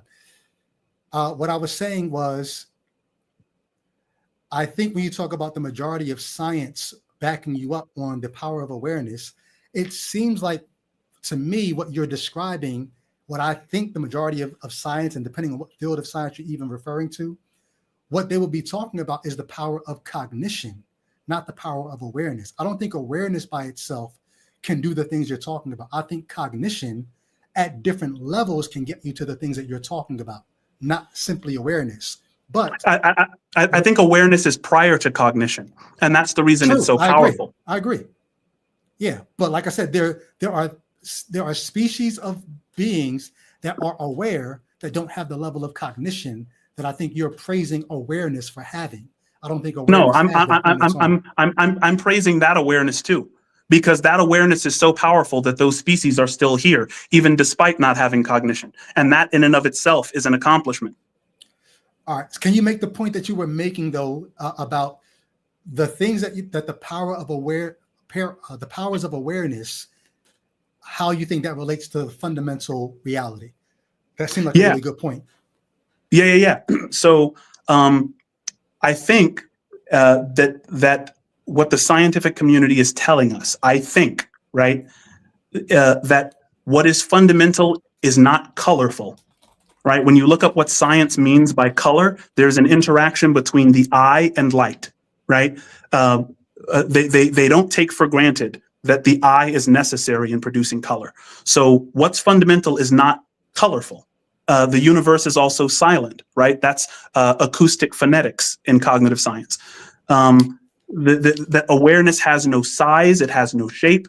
So what I'm saying is that awareness, if we just stop thinking so much, right? Because I know that the idea is like, oh, we should think this out. We should think. But stillness, getting back to, God saying in stillness, God is known. If we shut down those mediated processes and just get to what can we immediately feel. That's phenomenology. Immediate direct experience, right now. When we take off all of the things which are not fundamentally me, we get to something that is colorless, tasteless, sizeless, shapeless, enormously powerful, and timeless. And I think you gave most of those. The only thing that you didn't give is powerful. But I mean, to say that awareness is not powerful, there is nothing else that's more powerful that you know of. Everything that you know of that's powerful, awareness is like fundamental to even your thought that that's a powerful thing.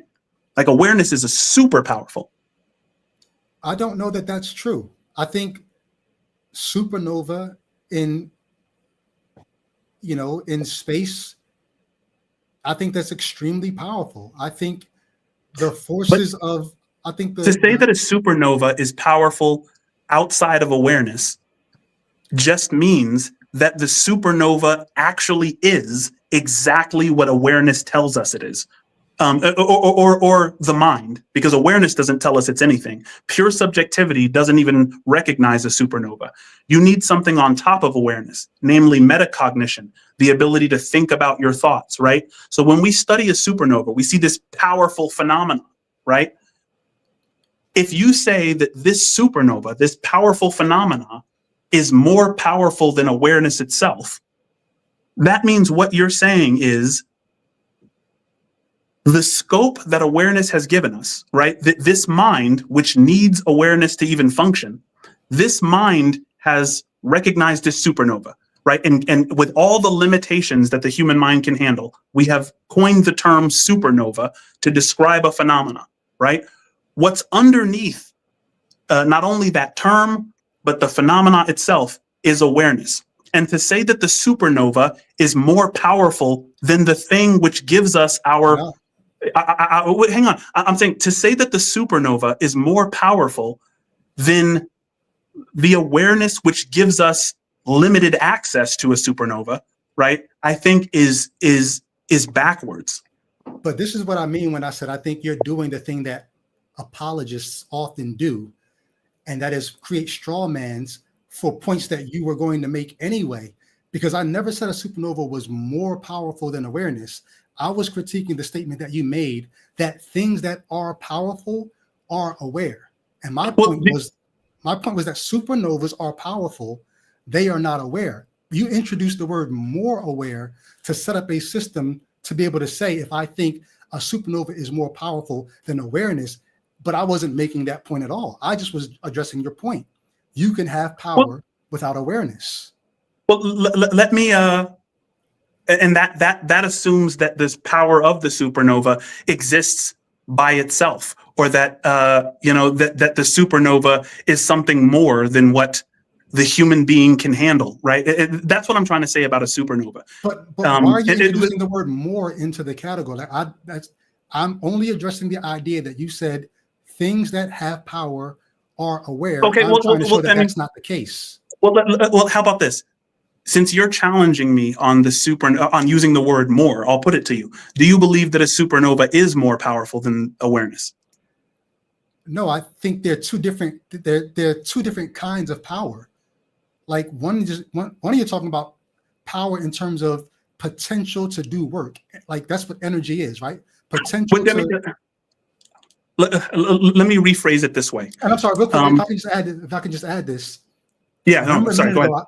A minute ago I said, I think what you're talking about when you talk about awareness, when you're trying to praise it for being powerful, I would say it's meaningful. I wouldn't say a supernova is more meaningful than awareness, because without the awareness, you don't have the ability to say what that supernova, like, what does it mean? But you don't, the crazy thing though is, I don't think you get the beings that are here being aware without supernova. Like you don't get planets and people without stars. Right. So here's the thing. And we're just, this is the reason this is a fascinating conversation. We're coming from like two different angles. Yeah. So, but now it's so cool. Like, so the last thing I'll say, do you believe that a supernova is exactly as it seems to us? I don't know that anything is exactly as it seems to us because of the things we've talked about so far. Do you believe that what's happening when we observe a supernova is exactly the way we observe it? That there's like a one-to-one correspondence that we're having with reality in that moment? Or do you believe that what's actually happening is filtered through our limited minds, our limited motivated expectations occurring in the amygdala, our limited... You didn't even got to go further. The latter. Yeah. Okay, so you don't believe that we actually know what a supernova is. What you believe is that our awareness has given us limited access via the mind to a painting. Like we're telling a story when we look into the universe. We're not interacting with anything more than a reflection of our own limitations. That's what a supernova is. It's a reflection of our limitations, which means that awareness is more powerful because we have no idea what it is other than what awareness will allow us to see for our own benefit. So hold on, wait. It sounds like you just explained how limited awareness is, not how powerful it is. No, I'm saying awareness will only awareness sees nothing. To see requires eyes. Eyes require a mind. Minds require awareness. I'm saying awareness is at the bottom of the hierarchy. It's the biggest, broadest thing. Awareness doesn't distinguish a difference between me and you, let alone the Earth and a supernova.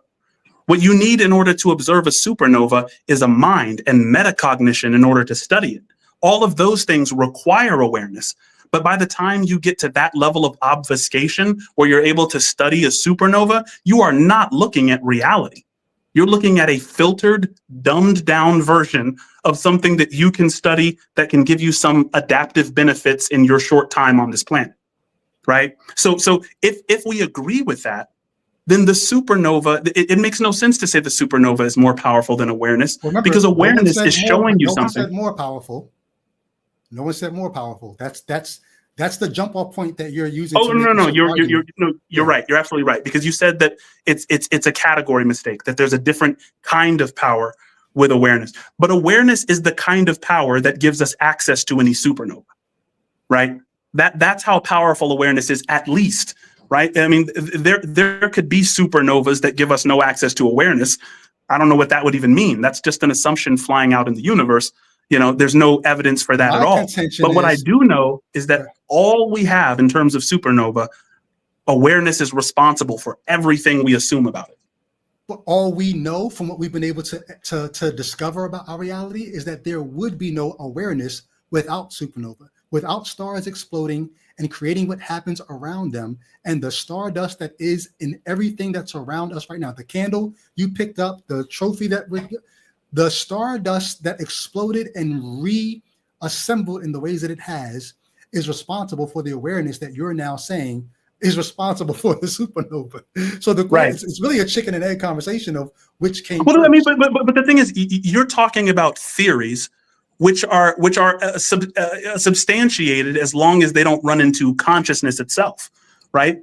I mean, you can abandon phenomenology and go into those theories and say somehow some supernova or some space dust or time, matter, and chance, it all just happened and then consciousness comes out. But I'm going to call that magic because there's, it's just. I wish we would have spent more time on that. Like the idea of consciousness comes out does sound like magic when you put it like that. Right. But I don't look at consciousness as this thing that exists that pops out. What if I really do see it this way for now, what we're calling consciousness, this thing that we marvel at, like to me, like I said, it's like putting Beyonce in front of a bear. The bear is not checking the bear don't care about the shape of her, hourglass figure or whatever. We care about it because it matters to us. What if consciousness is nothing more than the way the matter and energy that has assembled the way it has on this planet in these instances, this is just the reaction to the stimuli that happened the way that it happened. Like it doesn't have to be this extra thing, consciousness added to the brain.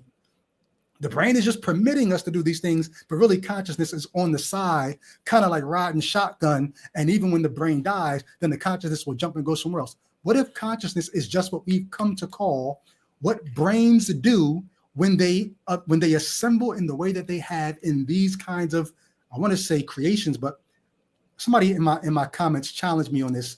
I always try to stay away from creation because the word creation implies creator. They said, no, we could just be creations of nature, creations of evolution. So I'm trying to work creation back into my vocabulary. Sorry for that sidebar. But I'm not as blown away by consciousness when I think of the power that is in the universe as it is. We could just be witnessing, this is what these kinds of beings do when they assemble and reassemble in these kinds of ways. And as much as it's blowing our minds, so that we have to think of some other kind of origin story for it, why can it not just be, this is what matter does in these kinds of, I got to find a better way to phrase this, but when it comes together the way that we have, what if that's all consciousness is? I mean, that's possible, but possibility is an extremely low bar. It's possible that there's a teapot orbiting Saturn. You know, it's like, I mean, if we're just dealing with what's possible and not what's plausible, I don't think I'm dealing with just what's possible. I'm dealing with what should we assume based on what the data that we have. And to me, I think that's why it's different than, like I said, saying that what I'm talking about is magical, but what you're talking about is like, what evidence is there for things that you're saying? Consciousness outside of us. About metaphysics, the universe appears just as it should if materialism were true. The universe appears just as it should if idealism is true. The universe appears just as it should if constitutive panpsychism is true. The universe appears just as it should if dualism interactionism is true. All of them take care of the same thing. The problem is which ones have big holes in them. Right? Dualism has the interaction problem. If there's dualism is fundamental, how does the mind interact with matter? Right? Rene Descartes said it was God. Whenever you decide to lift up your arm, God causes it to move. Right? That wasn't very that wasn't a very good idea to people like Kant. Right? But with materialism, you have the hard problem. I don't think that you can get over that. I don't think scientists will ever find a solution to it. And a lot of them are jumping off that bandwagon, like Donald Hoffman and Bernardo Kastrup, names like this. Idealism just doesn't have that problem. And so my ontology is free of those kind of absurdities. What idealism have, though?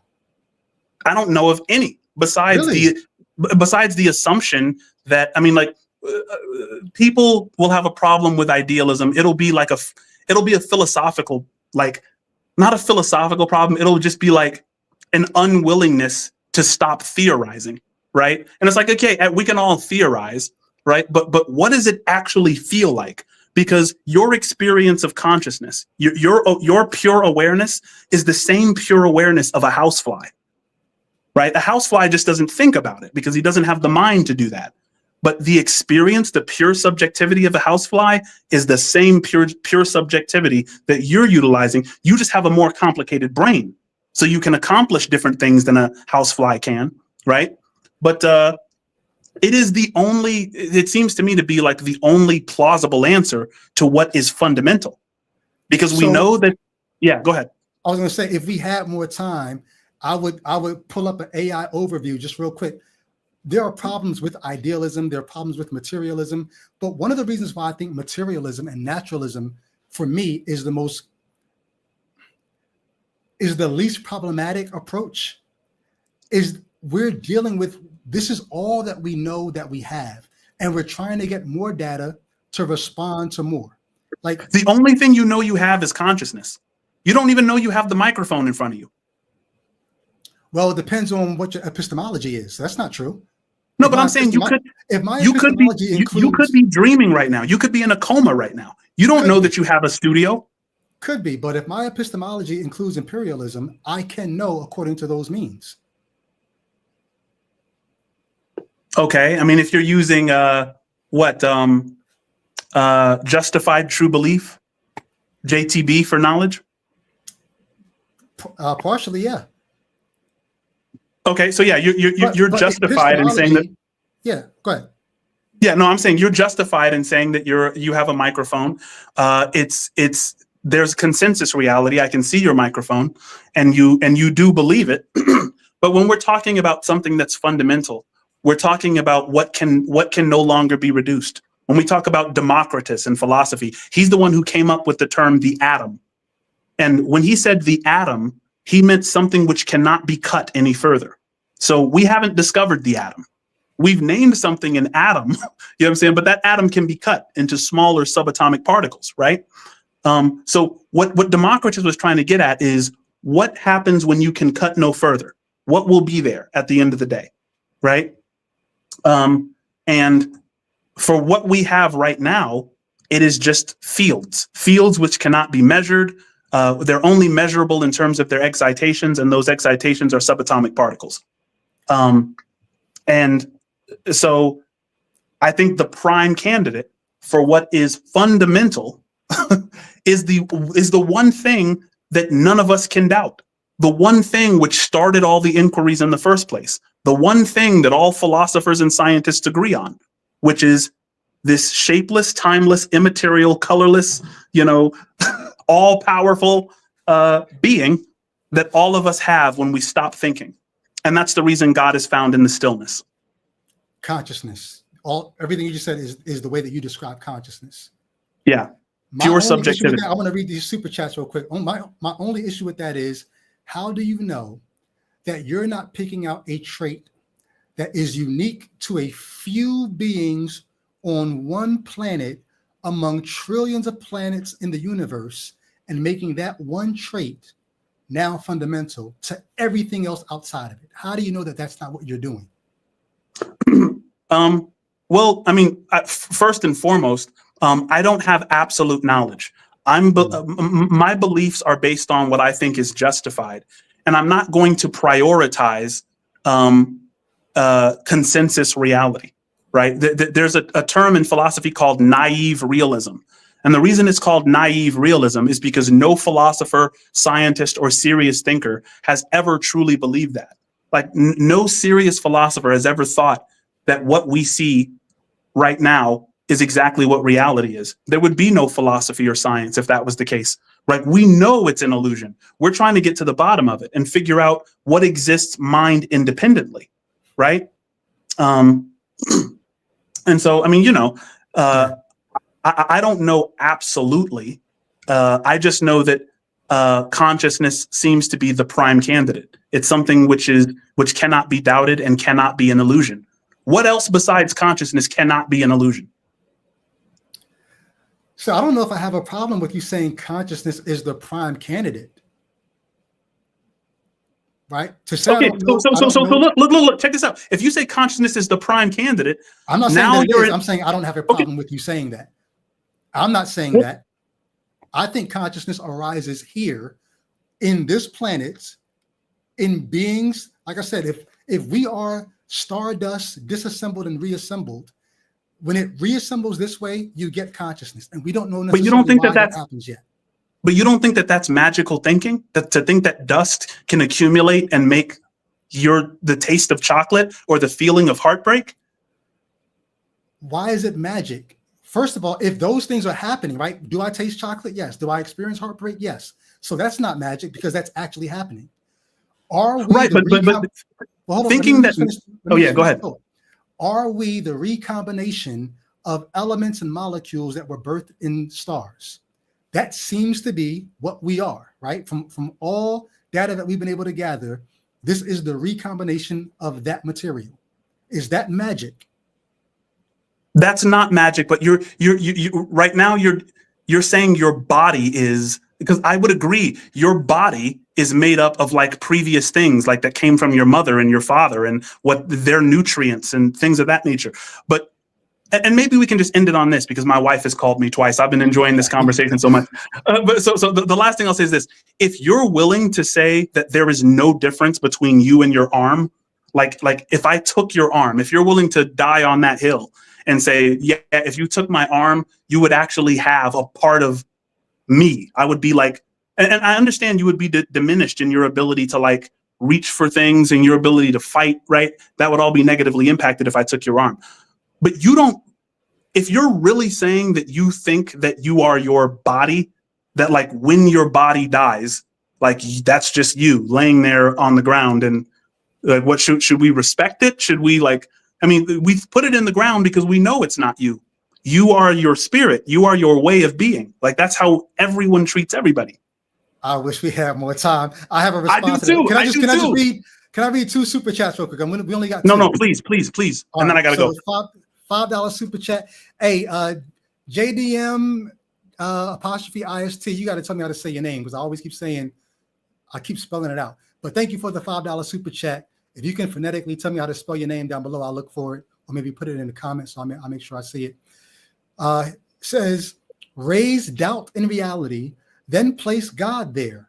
That's just a sophisticated God of the gaps. The reason I mean that wasn't much of a critique, but what I'll say to that, God of the gaps is the weakest critique because there's no way to overcome it, even in principle. If I were to levitate 30 feet into the air and call fire down from heaven, you could still say there's some scientific explanation for this that we're just not aware of. Don't claim God. I could say God exists, and I'll prove it by writing my name in the sky. And I'll just point up in the sky, and then I am God appears in the clouds. You could still use God of the gaps there. So because there is no overcoming of it, even if someone walked on water and raised from the God of the gaps it's just a term people throw out there. But I mean, fine for whatever that is. Okay. That's one of the weaker criticisms. I will say you're probably being consistent here because while I agree with that comment, when you said God could speak to you, and that would actually be more proof that it wasn't God than was God, you're at least being consistent on your view here. The last one, I think, My Unique Monique, thank you for the $19.99 super chat, says, I want to hear Mr. Biscuit explain plainly how his worldview impacts and influences his real life, church life, community involvement, support of marginalized groups, etc. That's a lot, bro. I don't know what you want to say in response to that. Yeah. The way that it improves my life. If God is fundamentally awareness, and awareness is the one thing that we all share, right? I can't read your mind because your mind is private.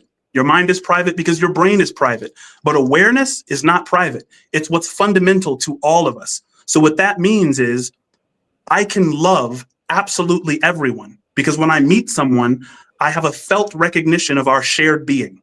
And that makes it easier for me to do associative behaviors like charity and forgiveness, right? Radical non-retaliation becomes easier when I recognize the truth that we are fundamentally one and are not fundamentally distinct. It also lightens my cognitive load because if I think that I am fundamentally different than you, I'm very motivated to secure my own means. I'm motivated to secure myself against you and to be skeptical of you and to not abide by the laws of the cooperative principle.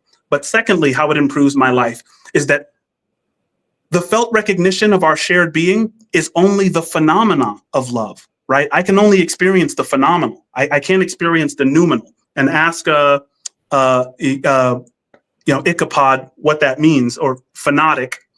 Ask him what that means because he understands kind of that distinction between the noumenal and phenomenal. But because our phenomenal expression of love is the felt recognition of our shared being, what that means to me regarding God is that God's interpretation of love is the dissolution of dissociation, which means God recognizes no difference between yourself and himself. And it is your job to act like God to the extent that you can, meaning treating your fellow man as if they are an extension of yourself. That's what love is. That's what honor is. That's what forgiveness is. Radical non-retaliation, all of those things. Hey, man, thank you for your time. I know you got to get going. Appreciate you so much for this conversation. For sure. And like you said, if you want to chop it up some more, we definitely can. Go and do the family thing, bro. Thanks a lot, man. 100%. Yo, and I'm gonna throw my phone number in your email. Let's chop. Please do. Oh, and also I'll look for the channel, The Layman. A bunch of other Laymans came up and I couldn't find yours. I'll shoot you that too. I'll shoot you that as well. I want to put it in the description of this video. My guy, appreciate you. All right, go ahead, man. Have a good one. I'm gonna stick around for a minute. If anybody wants to chop it, let me know what you guys thought of the episode, the conversation. I'm gonna stick around for about 5 or 10 minutes. My Unique Monique said, thank you for your answer to Mr. Biscuit. Appreciate that.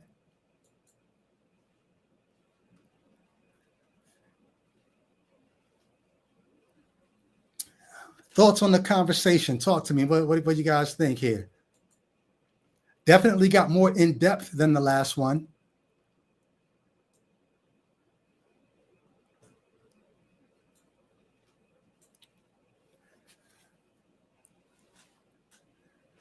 Thank you all for stopping through. Make sure you like and subscribe.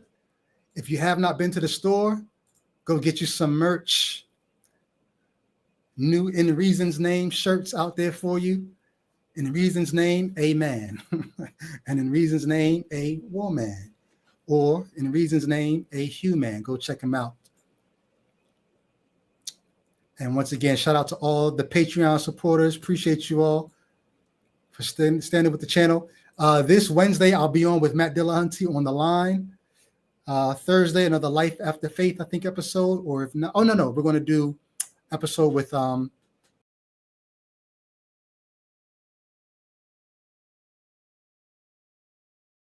forward to that.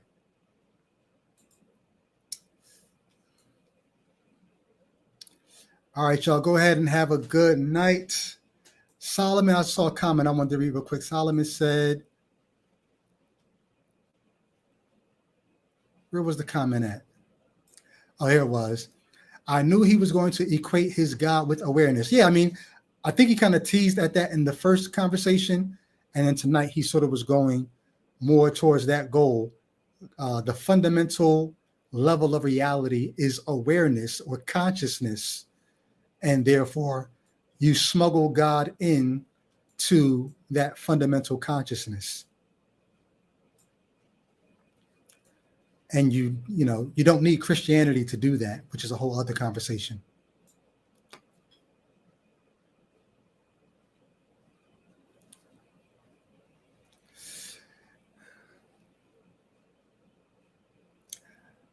Purple Bun said, where did you buy that office award? Actually, my sister got it for me as a gift a couple years ago. And so my Dundee has been here chilling the entire time. All right, I'm going to go and enjoy my night. I hope y'all do the same. Thanks for sliding through. Love to you. I want the best for you. That's why I do this. And hopefully this episode will help you guys to sort some things out and know where you want to stand and where you don't want to stand. And I'll catch you guys on the next one. Peace.